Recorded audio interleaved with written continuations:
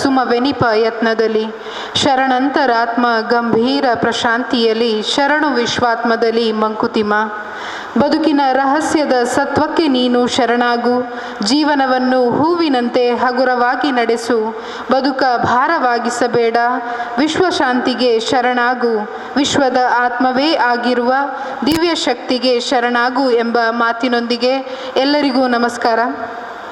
ದಕ್ಷಿಣ ಕನ್ನಡ ಜಿಲ್ಲಾ ಕನ್ನಡ ಸಾಹಿತ್ಯ ಪರಿಷತ್ತು ಮಂಗಳೂರು ತಾಲೂಕು ಘಟಕ ಇದರ ಆಶ್ರಯದಲ್ಲಿ ಚೂಂತಾರು ಸರೋಜಿನಿ ಭಟ್ ಪ್ರತಿಷ್ಠಾನ ಇದರ ಸಹಯೋಗದೊಂದಿಗೆ ಲಯನ್ಸ್ ಮತ್ತು ಲಿಯೋ ಕ್ಲಬ್ ಮಂಗಳೂರು ಇದರ ಸಹಭಾಗಿತ್ವದಲ್ಲಿ ಹಮ್ಮಿಕೊಂಡಿರುವ ಶಿಕ್ಷಕರ ದಿನಾಚರಣೆಯ ಸಂಭ್ರಮ ಮತ್ತು ಶಿಕ್ಷಕರಿಗೆ ಸನ್ಮಾನ ಕಾರ್ಯಕ್ರಮಕ್ಕೆ ತಮಗೆಲ್ಲರಿಗೂ ಆದರದ ಆತ್ಮೀಯವಾದ ಸ್ವಾಗತವನ್ನು ಬಯಸುತ್ತೇನೆ. ಇಂದಿನ ಈ ಕಾರ್ಯಕ್ರಮದ ಅಧ್ಯಕ್ಷತೆಯನ್ನು ಶ್ರೀ ಮಂಜುನಾಥ್ ಎಸ್ ರೇವಣ್ಕರ್, ಅಧ್ಯಕ್ಷರು, ದಕ್ಷಿಣ ಕನ್ನಡ ಜಿಲ್ಲಾ ಕನ್ನಡ ಸಾಹಿತ್ಯ ಪರಿಷತ್ತು ಮಂಗಳೂರು ತಾಲೂಕು ಘಟಕ ಇವರು ವಹಿಸಲಿದ್ದಾರೆ. ಈ ಕಾರ್ಯಕ್ರಮಕ್ಕೆ ಮುಖ್ಯ ಅತಿಥಿಗಳಾಗಿ ಶ್ರೀ ಶಿಕಾರಿಪುರ ಕೃಷ್ಣಮೂರ್ತಿ, ನಿವೃತ್ತ ಪ್ರಾಧ್ಯಾಪಕರು ಇವರು ನಮ್ಮೊಂದಿಗಿದ್ದಾರೆ. ಇಂದಿನ ಕಾರ್ಯಕ್ರಮವನ್ನು ಉದ್ಘಾಟಿಸಲಿರುವವರು ಶ್ರೀ ಲಯನ್ ಶ್ರೀನ ಪೂಜಾರಿ, ಅಧ್ಯಕ್ಷರು ಲಯನ್ಸ್ ಕ್ಲಬ್ ಮಂಗಳೂರು ಇವರು. ಇಂದಿನ ಸನ್ಮಾನವನ್ನು ಸ್ವೀಕರಿಸಲಿರುವವರು ಶ್ರೀ ಕೃಷ್ಣ ನೀರಮೂಲೆ, ದಕ್ಷಿಣ ಕನ್ನಡ ಜಿಲ್ಲಾ ಉತ್ತಮ ಶಿಕ್ಷಕ ಪ್ರಶಸ್ತಿ 2023ರ ವಿಜೇತರು ಇವರು ನಮ್ಮೊಂದಿಗಿದ್ದಾರೆ. ಇವರೊಂದಿಗೆ ಕನ್ನಡ ಸಾಹಿತ್ಯ ಪರಿಷತ್ತು ಮಂಗಳೂರು ತಾಲೂಕು ಘಟಕದ ಗೌರವ ಕಾರ್ಯದರ್ಶಿಗಳಾದ ಡಾಕ್ಟರ್ ಮುರಳಿ ಮೋಹನ್ ಚುಂತಾರು ಹಾಗೂ ಶ್ರೀ ಗಣೇಶ್ ಪ್ರಸಾದ್ ಜೀರವರು ವೇದಿಕೆಗೆ ಆಗಮಿಸಬೇಕಾಗಿ ಕೇಳಿಕೊಳ್ಳುತ್ತೇನೆ. ಇವರೊಂದಿಗೆ ಕನ್ನಡ ಸಾಹಿತ್ಯ ಪರಿಷತ್ತು ಮಂಗಳೂರು ತಾಲೂಕು ಘಟಕದ ಕೋಶಾಧಿಕಾರಿಗಳಾದ ಶ್ರೀ ಎನ್ ಸುಬ್ರಾಯ ಭಟ್ರವರು ಕೂಡ ವೇದಿಕೆಗೆ ಆಗಮಿಸಬೇಕಾಗಿ ವಿನಂತಿಸಿಕೊಳ್ತಾ ಇದ್ದೇನೆ. ಪ್ರಾರಂಭಿಸೋಣ. ಶ್ರೀಮತಿ ಉಷಾ ಜಿ ಪ್ರಸಾದ್ ಇವರಿಂದ ಪ್ರಾರ್ಥನೆ. ಶ್ರೀಗಂಧನಾಗಿ ಹುಟ್ಟುತ್ತಿದ್ದರೆ ಆಗ ನಿಮ್ಮ ಪಾದಾರ್ಚನೆಗೆ ನಾ ಸವೆಯುತ್ತಿದ್ದೆ. ಯಾವೊಂದು ಗಿಡದಲ್ಲಿ ಹೂವಾಗಿ ಹುಟ್ಟಿದರೆ ಪಾದ ಪೂಜಿತ ಸಮಯ ಬಳಿ ಸೇರುತ್ತಿದ್ದೆ. ಶ್ರೀಗಂಧನಾಗಿ ಹುಟ್ಟುತ್ತಿದ್ದರೆ ಆಗ ನಿಮ್ಮ ಪಾದಾರ್ಚನೆಗೆ ನಾ ಸವೆಯುತ್ತಿದ್ದೆ. ಯಾವೊಂದು ನದಿಯಲ್ಲಿ ನೀರಾಗಿ ಜನಿಸಿದರೆ ನಿಮ್ಮ ಪಾದ ತೊಳೆವಲ್ಲಿ ನಾನೊದಗುತ್ತಿದ್ದೆ. ನಿಮ್ಮ ಭಜಿಸುವ ದುಂಬಿ ನಾನಾಗಿ ಹುಟ್ಟಿದರೆ, ನಿಮ್ಮ ಭಜಿಸುವ ದುಂಬಿ ನಾನಾಗಿ ಹುಟ್ಟಿದರೆ, ಪಾದ ಕಮಲ ಮಕರಂದ ನಾ ಹೀರುತ್ತಿದ್ದೆ. ಶ್ರೀಗಂಧನಾಗಿ ಹುಟ್ಟುತ್ತಿದ್ದರೆ ಆಗ ನಿಮ್ಮ ಪಾದಾರ್ಚನೆಗೆ ನಾ ಸವೆಯುತ್ತಿದ್ದೆ. ಮೇಡಮ್, ಇದೀಗ ವೇದಿಕೆಯ ಮೇಲೆ ಉಪಸ್ಥಿತರಿರುವಂತಹ ಗಣ್ಯರನ್ನ, ವೇದಿಕೆಯ ಮುಂಭಾಗದಲ್ಲಿ ನೆರೆದಿರುವ ನಿಮ್ಮೆಲ್ಲರನ್ನ ಈ ಕಾರ್ಯಕ್ರಮಕ್ಕೆ ಪ್ರೀತಿಪೂರ್ವಕವಾಗಿ ಸ್ವಾಗತಿಸಲಿದ್ದಾರೆ ಹಾಗೂ ಪ್ರಾಸ್ತಾವಿಕ ನುಡಿಗಳನ್ನಾಡಲಿದ್ದಾರೆ ಡಾಕ್ಟರ್ ಮುರಳಿ ಮೋಹನ್ ಚುಂತಾರು ಇವರು. ವೇದಿಕೆಯಲ್ಲಿರುವಂತಹ ಇವತ್ತಿನ ಮುಖ್ಯ ಅತಿಥಿಗಳಾದಂತಹ ಶ್ರೀ ಶಿಕಾರಿಪುರ ಕೃಷ್ಣಮೂರ್ತಿ ಸರ್ ಅವರೇ, ಕನ್ನಡ ಸಾಹಿತ್ಯ ಪರಿಷತ್ತು ಮಂಗಳೂರು ತಾಲೂಕು ಘಟಕದ ಅಧ್ಯಕ್ಷರಾದಂಥ ಶ್ರೀ ಮಂಜುನಾಥ್ ಎಸ್ ರೇವಣ್ಕರ್ ಅವರೇ, ಇವತ್ತಿನ ಇನ್ನೂರು ಅತಿಥಿಗಳಾದಂತಹ ಶ್ರೀ ಲಯನ್ ಶ್ರೀನ ಪೂಜಾರಿ ಅವರೇ, ಇವತ್ತು ಸನ್ಮಾನಗೊಳ್ಳಲಿರುವಂತಹ ನಮ್ಮೆಲ್ಲರ ಆತ್ಮೀಯರು ಹಾಗೂ ಬಂಧುವಾದಂತಹ ಶ್ರೀಕೃಷ್ಣ ನೀರಮೂಲೆ ಅವರೇ, ಗೌರವ ಕಾರ್ಯದರ್ಶಿಯಾದಂತಹ ಗಣೇಶ್ ಪ್ರಸಾದ್ ಜಿ ಅವರೇ ಹಾಗೂ ಕೋಶಾಧಿಕಾರಿಯಾದಂಥ ಸುಬ್ರಾಯ ಭಟ್ ಅವರೇ ಹಾಗೂ ಬಂದಂಥ ಎಲ್ಲ ಅತಿಥಿ ಅಭ್ಯಾಗತರೇ, ಬಂಧುಗಳೇ, ಈ ದಿವಸ ಒಂದು ವಿಶೇಷವಾದಂತಹ ದಿವಸ, ಶಿಕ್ಷಕರ ದಿನಾಚರಣೆ. ಕಳೆದ ವರ್ಷವೂ ಸಹ ಕನ್ನಡ ಸಾಹಿತ್ಯ ಪರಿಷತ್ತಿನ ವತಿಯಿಂದ ಮಂಗಳೂರು ತಾಲೂಕು ಘಟಕದ ವತಿಯಿಂದ ಶಿಕ್ಷಕರನ್ನು ಗುರುತಿಸುವ ಗೌರವಿಸುವ ಕೆಲಸವನ್ನು ಮಾಡಿದ್ವಿ. ಈ ವರ್ಷ ಸಹ ನಾವು ಅದೇ ಕಾರ್ಯಕ್ರಮವನ್ನು ನಾವು ಹಮ್ಮಿಕೊಂಡಾಗ ಯಾರಾದರೂ ಒಬ್ಬ ಉತ್ತಮ ಶಿಕ್ಷಕರನ್ನು ಗುರುತಿಸಬೇಕು. ಎಲ್ಲರೂ ಉತ್ತಮ ಶಿಕ್ಷಕರೇ, ಒಬ್ಬರು ಉತ್ತಮರು ಅಂತಲ್ಲ. ಆದರೆ ಸಮಾಜದಿಂದ ಗುರುತಿಸಲ್ಪಟ್ಟ ಶಿಕ್ಷಕರನ್ನು ನಾವು ಸನ್ಮಾನಿಸಬೇಕು ಅಂತ ಹೇಳಿ ಒಂದು ಹೊರಟಾಗ ಈ ಬಾರಿಯ 2023ನೇ ದಕ್ಷಿಣ ಕನ್ನಡ ಜಿಲ್ಲಾ ಉತ್ತಮ ಶಿಕ್ಷಕ ಪ್ರಶಸ್ತಿಗೆ ಭಾಜನರಾದಂತಹ ನಮ್ಮ ಹವ್ಯಕ ಸಮಾಜದ ಹಾಗೂ ನಮ್ಮೆಲ್ಲರ ಆತ್ಮೀಯರು ಆದಂತಹ ನಮ್ಮ ಸಾಹಿತ್ಯ ಪರಿಷತ್ತಿನ ಒಬ್ಬ ಕ್ರಿಯಾಶೀಲ ಸದಸ್ಯರಾದಂತಹ ಶ್ರೀ ಕೃಷ್ಣ ನೀರಮೂಲೆ ಅವರಿಗೆ ಬಂದಾಗ ನಾವೆಲ್ಲ ಬಹಳ ಸಂತಸ ಪಟ್ವಿ. ಹಾಗೆ ಅವರನ್ನು ನಾವು ಈ ದಿವಸ ನಿಮ್ಮನ್ನು ಗುರುತಿಸ್ತೇವೆ, ಗೌರವಿಸ್ತೇವೆ ಅಂತ ಹೇಳಿ ನಾವು ಕೇಳಿಕೊಂಡಾಗ ಒಪ್ಪಿಕೊಂಡು, ಬಹುಶಃ ಇವತ್ತು ಅವರು ಬೆಳಿಗ್ಗೆಯಿಂದ ನಗ್ತಾನೇ ಇದ್ದಾರೆ. ಬೆಳಿಗ್ಗೆ ಸುಳ್ಯದಲ್ಲಿ ಅವರಿಗೆ ಸನ್ಮಾನ ಆಯಿತು. ಆನಂತರ ಇದೇ ಹಾಲ್ನಲ್ಲಿ ನಮ್ಮ ಭಾರತಿ ಕಾಲೇಜಿನಿಂದ ಸನ್ಮಾನ ಆಯಿತು. ಬಹುಶಃ ಅವರು ಈಗ ನಗುವ ಸ್ಥಿತಿಯಲ್ಲಿಲ್ಲ, ಅಷ್ಟು ನಕ್ಕಿದ್ದಾರೆ ಬೆಳಿಗ್ಗೆಯಿಂದ. ಇವತ್ತಿನ ಈ ಕಾರ್ಯಕ್ರಮಕ್ಕೆ ನಮ್ಮ ಜೊತೆ ಸೇರಿಕೊಂಡಂತಹ ಶ್ರೀಕೃಷ್ಣ ನೀರಮೂಲೆ ಸರ್ ಅವರನ್ನ ಮೊದಲಾಗಿ ನಾನು ಸ್ವಾಗತಿಸ್ತಾ ಇದ್ದೇನೆ. ಈ ಸಮಾರಂಭಕ್ಕೆ ಇವತ್ತು ಬಹಳಷ್ಟು ಜನ ಶಿಕ್ಷಕರು ಬರ್ತಾರೆ ಅಂತ ನಾವು ನಿರೀಕ್ಷೆ ಇಟ್ಕೊಂಡಿದ್ವಿ. ಕನಿಷ್ಠ ಒಂದು 40 ಮಂದಿ ಶಿಕ್ಷಕರಿಗೆ ವೈಯಕ್ತಿಕವಾಗಿ ಫೋನ್ ಮಾಡಿ ನಾವು ಕರೆದಿದ್ವಿ, ನಮ್ಮ ಸಾಹಿತ್ಯ ಪರಿಷತ್ತಿನ ಮೆಂಬರ್ಗಳಿಗೆ. ಬಹುಶಃ ಕೆಲವೊಮ್ಮೆ ಹಾಗೆ ಆಗ್ತದೆ, ನಾವು ಕರೆದಾಗ ಅಡಚಣೆಗಳು ಹಲವು. ಇವತ್ತು ಬೆರಳೆಣಿಕೆಯಷ್ಟು ಶಿಕ್ಷಕರು ಮಾತ್ರ ಬಂದಿದ್ದಾರೆ. ಆದರೆ ನಮ್ಮ ನಡುವೆ ಇರುವಂಥ ಒಬ್ಬ ವಿಶಿಷ್ಟವಾದಂಥ ಶಿಕ್ಷಕರು ಅಂದರೆ ಶ್ರೀಕಾರಿಪುರ ಕೃಷ್ಣಮೂರ್ತಿ ಸರ್ ಅವರು. ಕಳೆದ ಬಾರಿ ನಾವು ಸಾಹಿತ್ಯ ಪರಿಷತ್ತಿನ ಕಾರ್ಯಕ್ರಮ ಮಾಡಿದಾಗ ನಮಗನ್ಸಿತ್ತು ಅವ್ರನ್ನ ಕರೆದು ಸಂಪನ್ಮೂಲ ವ್ಯಕ್ತಿಗಳಾಗಿ ಕರೆದು ಒಂದು ಒಳ್ಳೆ ಕಾರ್ಯಕ್ರಮ ಮಾಡಬೇಕು ಅಂತೇಳಿ. ಇವತ್ತು ಶಿಕ್ಷಕರ ದಿನ. ಬಹುಶಃ ಅವರು ಶಿಕ್ಷಕರ ವ್ಯವಸ್ಥೆ, ಶಿಕ್ಷಣದ ವ್ಯವಸ್ಥೆ ಬಗ್ಗೆ ಅವರಿಗಿಂತ ಚೆನ್ನಾಗಿ ಮಾತಾಡುವ ವ್ಯಕ್ತಿ ಬೇರೆ ಯಾರೂ ಇರಲಿಕ್ಕಿಲ್ಲ. ಈ ಹಿನ್ನೆಲೆಯಲ್ಲಿ ನಾನು ಅವ್ರನ್ನ ಬಹುಶಃ ಇವತ್ತು ಬೆಳಿಗ್ಗೆ ನಾನು ಕೇಳಿದಾಗ ಒಪ್ಕೊಂಡ್ರು. ಅವರು ಸಹ ಇವತ್ತು ಮೂಡಬಿದಿರೆಯಲ್ಲಿ ಶಿಕ್ಷಕರ ದಿನಾಚರಣೆಯನ್ನು ಮುಗಿಸಿ ಈ ಎಷ್ಟೆಲ್ಲ ಅಡಚಣೆಗಳಿದ್ದರೂ ಸಹ ನಮ್ಮ ಜೊತೆ ಬಂದು ಸೇರಿಕೊಂಡಿದ್ದಾರೆ. ಅವರನ್ನು ನಮ್ಮ ಸಾಹಿತ್ಯ ಪರಿಷತ್ತಿನ ಪರವಾಗಿ ಅತ್ಯಂತ ಪ್ರೀತಿಯಿಂದ ನಾನು ಬರಮಾಡಿಕೊಳ್ತಾ ಇದ್ದೇನೆ, ಸ್ವಾಗತಿಸ್ತಾ ಇದ್ದೇನೆ. ಇನ್ನು ನಮ್ಮವರೇ ಆದಂಥ ಶ್ರೀ ಮಂಜುನಾಥ್ ಎಸ್ ರೇವಣ್ಕರ್, ನಮ್ಮ ಅಧ್ಯಕ್ಷರು, ಯಾವಾಗಲೂ ನಮ್ಮ ಜೊತೆ ಇರುವವರೇ, ಅವರನ್ನು ಕೂಡ ನಾನು ಸ್ವಾಗತಿಸ್ತಾ ಇದ್ದೇನೆ. ಲಯನ್ಸ್ ಕ್ಲಬ್ ತುಂಬ ಸಮಾಜಮುಖಿ ಕೆಲಸಗಳನ್ನು ಮಾಡ್ತದೆ. ಈ ಹಿನ್ನೆಲೆಯಲ್ಲಿ ಲಯನ್ಸ್ ಕ್ಲಬ್ ಮಂಗಳೂರು ಮತ್ತು ಲಿಯೋ ಕ್ಲಬ್ ಮಂಗಳೂರು ನಮ್ಮ ಎಲ್ಲ ಕಾರ್ಯಕ್ರಮಗಳಿಗೆ ಜೊತೆಗೆ ಕೈ ಜೋಡಿಸಿಕೊಂಡು ಸಮಾಜಕ್ಕೆ ಪೂರಕವಾದಂಥ ಕೆಲಸ ಮಾಡುವಲ್ಲಿ ಸಹಯೋಗ ನೀಡುವಾಗ ಅವರನ್ನು ಇವತ್ತು ಕೇಳಿಕೊಂಡಾಗ ಒಪ್ಪಿಕೊಂಡು ಅವರ ಸದಸ್ಯರುಗಳ ಜೊತೆ ಬಂದಿದ್ದಾರೆ. ಲಯನ್ ಶ್ರೀನ ಪೂಜಾರಿ ಅವರನ್ನು ನಾನು ಪ್ರೀತಿಯಿಂದ ಸ್ವಾಗತಿಸ್ತಾ ಇದ್ದೇನೆ.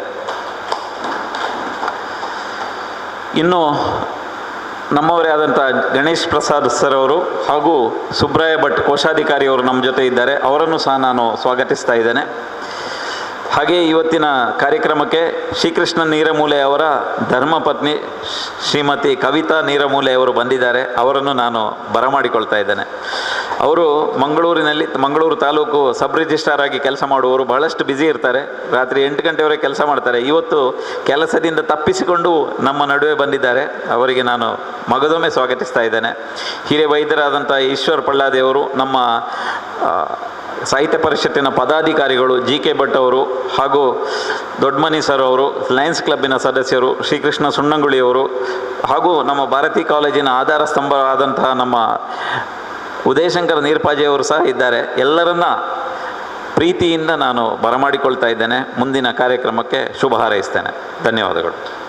ಗುರು ಬ್ರಹ್ಮ ಗುರು ವಿಷ್ಣು ಗುರುದೇವೋ ಮಹೇಶ್ವರ ಗುರು ಸಾಕ್ಷಾತ್ ಪರಬ್ರಹ್ಮ ತಸ್ಮೈ ಶ್ರೀ ಗುರವೇ ನಮಃ ಎನ್ನುವಂತೆಯೇ ಪ್ರತಿಯೊಬ್ಬ ವ್ಯಕ್ತಿಯು ಜೀವನದಲ್ಲಿ ಏನನ್ನಾದರೂ ಸಾಧನೆ ಮಾಡಬೇಕು ಎಂದರೆ ಅವನ ಹಿಂದೆ ಪ್ರಮುಖ ಪಾತ್ರ ವಹಿಸುವುದು ಒಬ್ಬ ಗುರು.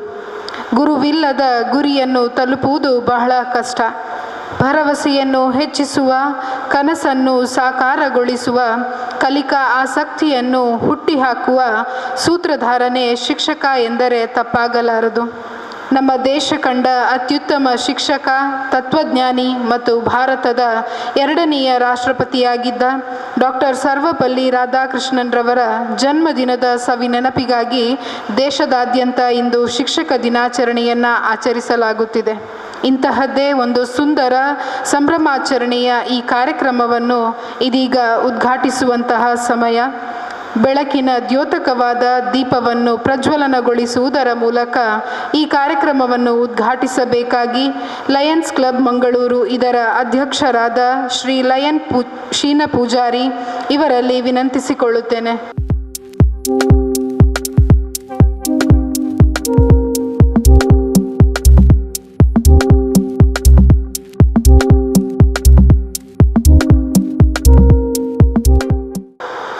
ಈ ದಕ್ಷಿಣ ಕನ್ನಡ ಜಿಲ್ಲಾ ಕನ್ನಡ ಸಾಹಿತ್ಯ ಪರಿಷತ್ತು ಹಾಗೂ ಚುಂತಾರು ಸರೋಜಿನಿ ಭಟ್ ಪ್ರತಿಷ್ಠಾನ ಇವರ ಒಟ್ಟುಗೂಡುವಿಕೆಯಿಂದ ನಾವು ಶಿಕ್ಷಕರ ದಿನಾಚರಣೆಯನ್ನು ನಾವು ಆಚರಿಸ್ತಾ ಇದ್ದೇವೆ.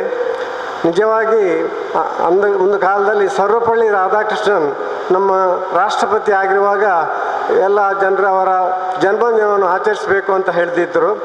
ಅದಕ್ಕೆ ಅವರು ನನ್ನ ಜನ್ಮದಿನ ನನಗೆ ಮುಖ್ಯ ಅಲ್ಲ, ನಾನು ಶಿಕ್ಷಕನಾಗಿದ್ದವನು, ಆ ದಿನವನ್ನು ಶಿಕ್ಷಕನಾಗಿ ಎಲ್ಲ ಜನತೆ ಆಚರಿಸಬೇಕು ಅನ್ನೋ ಉದ್ದೇಶಕ್ಕಾಗಿ ಪ್ರತಿ ವರ್ಷವೂ ಅವರ ಜನ್ಮದಿನವನ್ನು ಶಿಕ್ಷಕ ದಿನಾಚರಣೆಯಾಗಿ ನಾವು ಆಚರಿಸ್ತಾ ಬಂದಿದ್ದೇವೆ.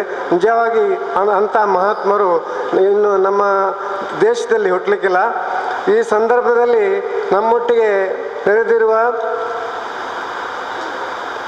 ಮಂಜುನಾಥ ಎಸ್ ರೇವಣ್ಕರ್, ಶಿಕಾರಿಪುರ ಕೃಷ್ಣಮೂರ್ತಿ ಹಾಗೂ ಶ್ರೀಕೃಷ್ಣ ವೀರಮೂಲೆ ಅಂದರೆ ದಕ್ಷಿಣ ಕನ್ನಡ ಜಿಲ್ಲಾ ಉತ್ತಮ ಶಿಕ್ಷಕ ಪ್ರಶಸ್ತಿ ವಿಜೇತರು, ಅವರನ್ನು ಈಗ ನಾವು ಇಲ್ಲಿ ಪುನಃ ಅವರನ್ನು ವಿಚಾರಿಸಲಿದ್ದೇವೆ.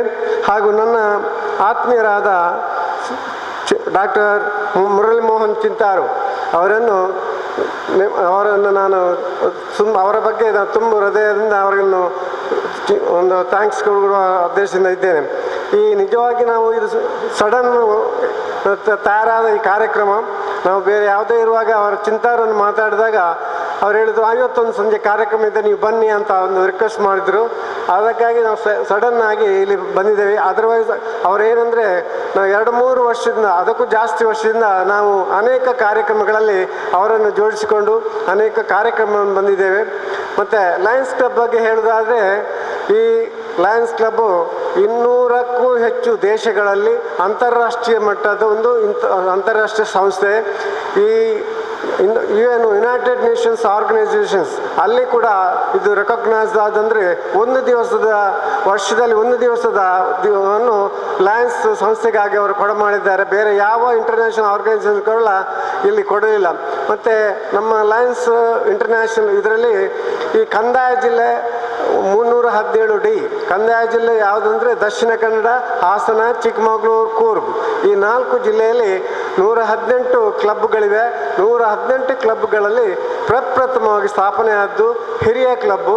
ಅನೇಕ ಮೇಧಾವಳಿಯನ್ನು ಕೊಟ್ಟ ಕ್ಲಬ್ ಅಂದರೆ ಲಯನ್ಸ್ ಕ್ಲಬ್ ಮಂಗಳೂರು. ಈ ಲಯನ್ಸ್ ಕ್ಲಬ್ ಮಂಗಳೂರಿನಲ್ಲಿ ಒಂದು ಅಧ್ಯಕ್ಷನಾಗಿ ಆಗಬೇಕಾದ್ರೆ ಮಿನಿಮಮ್ ನಿಮಗೆ 20ರಿಂದ 25 ವರ್ಷ ಕಾಯಬೇಕಾಗ್ತದೆ. ನಾನು ಈಗ 24 ವರ್ಷ ಕಾಯ್ದು ಆಮೇಲೆ ನಾನು ಇಲ್ಲಿ ಅಧ್ಯಕ್ಷನಾದೆ. ಹಾಗೆ ಈ ಲಯನ್ಸ್ ಕ್ಲಬ್ಬು ಸೇರೋ ಮೊದಲು ಕೂಡ ನಾನು ಸಾರ್ವಜನಿಕ ಸೇವೆಯಲ್ಲಿದ್ದೆ. ಅದು 1982ರಿಂದ 99ರವರೆಗೆ ಮಂಗಳೂರು JC ಇದರಲ್ಲಿ ಸಕ್ರಿಯ ಸದಸ್ಯನಾಗಿ ಅನೇಕ ಕಾರ್ಯಕ್ರಮಗಳು ನಾವು ಮಾಡಿದ್ದೇವೆ. 92ರಲ್ಲಿ ಅಧ್ಯಕ್ಷನಾಗಿ ರಾಷ್ಟ್ರೀಯ ಪ್ರಶಸ್ತಿಗಳನ್ನು ಗಳಿಸಿದ ಸಂಸ್ಥೆ ನಮ್ಮ JC ಸಂಸ್ಥೆ. ಇಂಥ ಇರುವಾಗ ನಾವು ಯಾವಾಗಲೂ JC ಸಂಸ್ಥೆಯ ಒಂದು last 2 sentence earth stage lies in human personality and the service to humanity is the best work of life. ನಾವು ಅದನ್ನು ಕೂಡ ಈಗ ಕೂಡ ನಾವು ಅದನ್ನು ಮುಂದುವರಿಸ್ತಾ ಇದ್ದೇವೆ. ಲಯನ್ಸ್ ಕ್ಲಬ್ ಇರುವುದೇ ಸೇವೆಗಾಗಿ, ವಿ ಸರ್ವ್ ಅಂದರೆ ನಾವು ನಿಮ್ಮ ಸೇವೆ ಮಾಡುತ್ತೇವೆ. ಈ ವರ್ಷದ ನಮ್ಮ ಗವರ್ನರ್ ಡಾಕ್ಟರ್ ಮೆಲ್ವಿನ್ ಡಿಸೋಜಾ ಅವರು ಕಿನಿಗೋಳಿ ಕ್ಷೇತ್ರದವರು, ಅವರು ಈ ಸಲ ನಮಗೆ ಒಳ್ಳೆಯ ಕಾರ್ಯಕ್ರಮಗಳನ್ನು ಹಾಡಿಕೊಟ್ಟಿದ್ದಾರೆ. ಅದರಲ್ಲಿ ಬಿ ಕೈಂಡ್ ಅಂತ ಅವರ ಒಂದು ಉದ್ದೇಶ, ಇನ್ನೊಂದು ಸ್ಮೈಲ್ ಅಂದರೆ ಯಾವಾಗಲೂ ಸಂತೋಷದಲ್ಲಿ ಇರಬೇಕು. ಆ ಸ್ಮೈಲ್ ಉದ್ದೇಶ ಅಂತ stands for service to senior citizens. ಅದೇ ರೀತಿ ಅನೇಕ ಕಾರ್ಯಕ್ರಮಗಳನ್ನು ನಾವು ಹಾಕಿಕೊಂಡಿದ್ದೇವೆ. ಈಗ ಬರುವ 8ನೇ ಅಕ್ಟೋಬರ್ಗೆ ಅವರು ಅಧಿಕೃತವಾಗಿ ನಮ್ಮ ಕ್ಲಬ್ಬಿಗೆ ಕೂಡ ಬರಲಿದ್ದಾರೆ. ಅದು ನನಗೆ ಈ ಸ್ವಲ್ಪ ಸಮಯದಲ್ಲಿ ನಮಗೆ ಇಲ್ಲಿ ಅವಕಾಶ ಕೊಟ್ಟದ್ದಾಗಿ ನಿಮಗೆಲ್ಲರಿಗೂ ವಂದಿಸುತ್ತಾ, ನಮ್ಮ ಮಿತ್ರರಾದ ಡಾಕ್ಟರ್ ಇದ್ದಾರೆ ಜಲ್ಲಿಗುಡ್ಡೆಯರು ಅವರನ್ನು ಕೂಡ ಮನವರಿಸಿ ಮಾಡುತ್ತಾ ಅವಕಾಶಕ್ಕಾಗಿ ವಂದನೆಗಳು. ನಿಮ್ಮ ಮಾತುಗಳಿಗೆ ಧನ್ಯವಾದಗಳು ಸರ್. ಇದೀಗ ಕಾರ್ಯಕ್ರಮದ ಮುಖ್ಯ ಘಟ್ಟಕ್ಕೆ ನಾವು ತಲುಪಿದ್ದೇವೆ.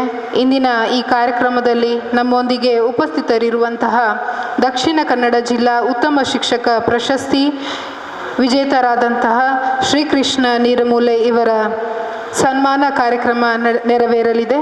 ಇವರ ಪರಿಚಯವನ್ನು ನಮ್ಮೊಂದಿಗೆ ಹಂಚಿಕೊಳ್ಳಬೇಕಾಗಿ ಶ್ರೀ ಎನ್ ಸುಬ್ರಾಯ ಭಟ್ ಸರ್ ಅವರಲ್ಲಿ ವಿನಂತಿಸಿಕೊಳ್ಳುತ್ತೇನೆ. ವೇದಿಕೆಯಲ್ಲಿರುವ ಎಲ್ಲ ಗಣ್ಯರೇ ಹಾಗೂ ನನ್ನ ಆತ್ಮೀಯ ಬಂಧುಗಳೇ, ತುಂಬ ದಿವಸ ಇಲ್ಲದ ಮಳೆ ಈ ದಿವಸ ಬರ್ತಾ ಉಂಟು. ಅಂದರೆ ನಾವು ಮಾಡ್ತಿರುವಂಥ ಕೆಲಸ ಪ್ರಕೃತಿಗೂ ಸಂತೋಷ ಕೊಟ್ಟಿದೆ. ಇವತ್ತು ಬಹಳ ಒಳ್ಳೆಯ ಒಂದು ಕೆಲಸವನ್ನು ನಾವು ಮಾಡ್ತಾ ಇದ್ದೇವೆ. ಶಿಕ್ಷಕರು ಅಂದರೆ ಅದು ಎಷ್ಟು ಮಹತ್ವದ ಒಂದು ಹುದ್ದೆ ಅಂತ ಹೇಳೋದು ನಮಗೆ ಗೊತ್ತಿದೆ. ಶಿಕ್ಷಕರ ವೃತ್ತಿ ಅಂತ ಹೇಳೋದು ಅದು ಬಹಳ ಶ್ರೇಷ್ಠವಾದ ವೃತ್ತಿ. ಅಂತಹ ನಮ್ಮ ದಕ್ಷಿಣ ಕನ್ನಡ ಜಿಲ್ಲಾ ಉತ್ತಮ ಶಿಕ್ಷಕ ಪ್ರಶಸ್ತಿ ಅರ್ಹವಾಗಿಯೇ ನೀರಮೂಲೆಯವರಿಗೆ ಬಂದಿದೆ ಅಂತ ಹೇಳುವುದು ನಮಗೆಲ್ಲರಿಗೂ ಬಹಳ ಸಂತೋಷದ ವಿಷಯ. ಅವರ ಒಂದಿಷ್ಟು ಪರಿಚಯವನ್ನು ಅಂದರೆ ಬಹಳ ಸಂಕ್ಷಿಪ್ತವಾಗಿ ಪರಿಚಯವನ್ನು ನಾನು ಹೇಳಲಿಕ್ಕೆ ಬಯಸ್ತೇನೆ. ಇವರ ಜನನ 8/8/1964. ತಂದೆ ವಿ ಗಣಪತಿ ಭಟ್, ತಾಯಿ ಪಾರ್ವತಿ ಭಟ್. ನೀರಮೂಲೆ ಪ್ರತಿಷ್ಠಿತ ಮನೆತನದಲ್ಲಿ ಅವರ ಜನನ ಆಗ್ತದೆ. ಆನಂತರ ಅವರು ಪ್ರಾಥಮಿಕ ಮತ್ತು ಪ್ರೌಢ ವಿದ್ಯಾಭ್ಯಾಸವನ್ನು ಧರ್ಮತಡ್ಕದಲ್ಲಿ, ಅಂದರೆ ಅವರು ಗಡಿ ಭಾಗದವರು, ಅಲ್ಲಿ ಮಾಡಿ ಆನಂತರ PUC ಮತ್ತು ಪದವಿ ತರಗತಿಯನ್ನು ಅವರು ಸಂತ ಫಿಲೋಮಿನಾ ಕಾಲೇಜಿನಲ್ಲಿ ಪೂರೈಸಿ ಆ ಬಳಿಕ ಅವರ B.Ed ಶಿಕ್ಷಣವನ್ನು ಅವರು ಸರಕಾರಿ ಶಿಕ್ಷಕರ ಶಿಕ್ಷಣ ಮಹಾವಿದ್ಯಾಲಯ ಮಂಗಳೂರು ಇಲ್ಲಿ ಪೂರೈಸಿ ಆ ಬಳಿಕ ಕಿಟಲ್ ಮೆಮೋರಿಯಲ್ ಪ್ರೌಢಶಾಲೆ ಗೋರಿಗುಡ್ಡ ಮಂಗಳೂರು ಇಲ್ಲಿ ವಿಜ್ಞಾನ ಶಿಕ್ಷಕರಾಗಿ ಸುದೀರ್ಘ ಸೇವೆಯನ್ನು ಅವರು ಸಲ್ಲಿಸ್ತಾ ಇದ್ದಾರೆ. ಅವರ ಪತ್ನಿ ಈಗಾಗಲೇ ನಮ್ಮ ಮುರಳಿ ಮೋಹನ್ ಅವರು ಹೇಳಿದ ಹಾಗೆ ಶ್ರೀಮತಿ ಕವಿತಾ ಇಲ್ಲಿ ಬಂದಿದ್ದಾರೆ. ಕೇಂದ್ರೀಯ ಉಪನೋಂದಣಾ ಕಚೇರಿಯಲ್ಲಿ ಉಪನೋಂದಣಾಧಿಕಾರಿಯಾಗಿ ಸೇವೆ ಸಲ್ಲಿಸ್ತಾ ಇದ್ದಾರೆ. ಶ್ರೀಕೃಷ್ಣ ನೀರಮೂಲೆಯವರಿಗೆ 2 ಗಂಡು ಮಕ್ಕಳು. ದೊಡ್ಡ ಮಗ ಈಗ ಇಂಡಿಯನ್ ಇನ್ಸ್ಟಿಟ್ಯೂಟ್ ಆಫ್ ಸೈನ್ಸಲ್ಲಿ PhD ವ್ಯಾಸಂಗವನ್ನು ಮಾಡ್ತಾ ಇದ್ದಾರೆ. ಹಾಗೆ 2ನೇ ಮಗ ಕೂಡ ವಿದ್ಯಾಭ್ಯಾಸವನ್ನು ಮಾಡ್ತಾ ಇದ್ದ. ಇನ್ನು ಶ್ರೀಕೃಷ್ಣ ನೀರಮೂಲೆಯವರ ಒಂದು ವಿಶೇಷತೆ ಏನಂದರೆ ಅವರ ಒಂದು ಹೆಚ್ಚುಗಾರಿಕೆ.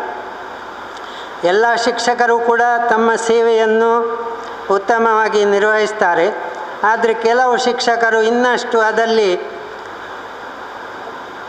ಒಂದಷ್ಟು ಜಾಸ್ತಿ ಸೇವೆಯನ್ನು ಮಾಡ್ತಾರೆ. ಅವರು ಗೋರಿಗುಡ್ಡೆ ಶಾಲೆಯ ಸರ್ವತೋಮುಖ ಅಭಿವೃದ್ಧಿಯಲ್ಲಿ ಪ್ರಧಾನ ಪಾತ್ರ ವಹಿಸಿದ್ದಾರೆ. ಅಲ್ಲಿ ಮೂಲಭೂತ ಸೌಕರ್ಯಗಳ ಒಂದು ವ್ಯವಸ್ಥೆಗೆ ಇವರು ಬಹಳಷ್ಟು ಶ್ರಮ ತಗೊಂಡು ಅದನ್ನು ಎಲ್ಲವನ್ನು ಅಲ್ಲಿ ಬೇಕಾದ ಹಾಗೆ ವ್ಯವಸ್ಥೆ ಮಾಡಿದ್ದಾರೆ. ಅದಲ್ಲದೆ ಬಡ ವಿದ್ಯಾರ್ಥಿಗಳಿಗೆ ಉಚಿತವಾದ ಶಿಕ್ಷಣ ಸಿಗುವ ಹಾಗೆ ಮಾಡಿದ್ದಾರೆ ಶ್ರೀಕೃಷ್ಣ ನೀರಮೂಲೆಯವರು. ಹೀಗೆ ಶ್ರೀಕೃಷ್ಣ ನೀರಮೂಲೆಯವರು ಒಬ್ಬ ಆದರ್ಶ ಶಿಕ್ಷಕನಾಗಿ ನಮಗೆ ಕಂಡುಬರ್ತಾರೆ. ನಾನು ಶ್ರೀಕೃಷ್ಣ ನೀರಮೂಲೆಯವರ ಬಗ್ಗೆ ಇಷ್ಟೇ ಹೇಳಲಿಕ್ಕೆ ಬಯಸುವುದು, ನಮ್ಮವರು ಇವರು ಶ್ರೀಕೃಷ್ಣ ನೀರಮೂಲೆ, ನಮ್ಮವರು ಇವರು ಶ್ರೀಕೃಷ್ಣ ನೀರಮೂಲೆ, ಮಾತನಾಡಲು ನೋಡಿ ಶಬ್ದಗಳ ಲೀಲೆ, ಮಾತನಾಡಲು ನೋಡಿ ಶಬ್ದಗಳ ಲೀಲೆ. ಯಾಕೆಂದರೆ ಇವರು ಮಹತ್ವದ ಕಾರ್ಯಕ್ರಮಗಳಲ್ಲಿ ನಿರೂಪಣೆ ಮಾಡುವುದನ್ನು ನಾನು ತುಂಬ ಸಾರಿ ನೋಡಿದ್ದೇನೆ. ಅವರು ಮಾತಾಡುವಾಗ ಅವರ ಮಾತು ಹಾಗೆ ಬರ್ತದೆ. ಮಾತನಾಡಲು ನೋಡಿ ಶಬ್ದಗಳ ಲೀಲೆ, ಕಷ್ಟದ ವಿಷಯದಲ್ಲೂ ಬೋಧನೆಯೂ ಸ್ಪಷ್ಟ. ಕಷ್ಟದ ವಿಷಯ, ವಿಜ್ಞಾನ ಎಲ್ಲ ತುಂಬ ಕಷ್ಟ, ಅದು ಕಷ್ಟದ ವಿಷಯದಲ್ಲೂ ಬೋಧನೆಯು ಸ್ಪಷ್ಟ. ಹಾಗಾಗಿಯೇ ಇವರು ಮಕ್ಕಳಿಗೆ ಇಷ್ಟ, ಹಾಗಾಗಿಯೇ ಇವರು ಮಕ್ಕಳಿಗೆ ಇಷ್ಟ. ಕಿಟ್ಟಲ್ ಮೆಮೋರಿಯಲ್ ಶಾಲೆಯ ಆಸ್ತಿ ಅರಸಿ ಬಂದಿಹುದಿಂದು ಜಿಲ್ಲಾ ಉತ್ತಮ ಶಿಕ್ಷಕ ಪ್ರಶಸ್ತಿ.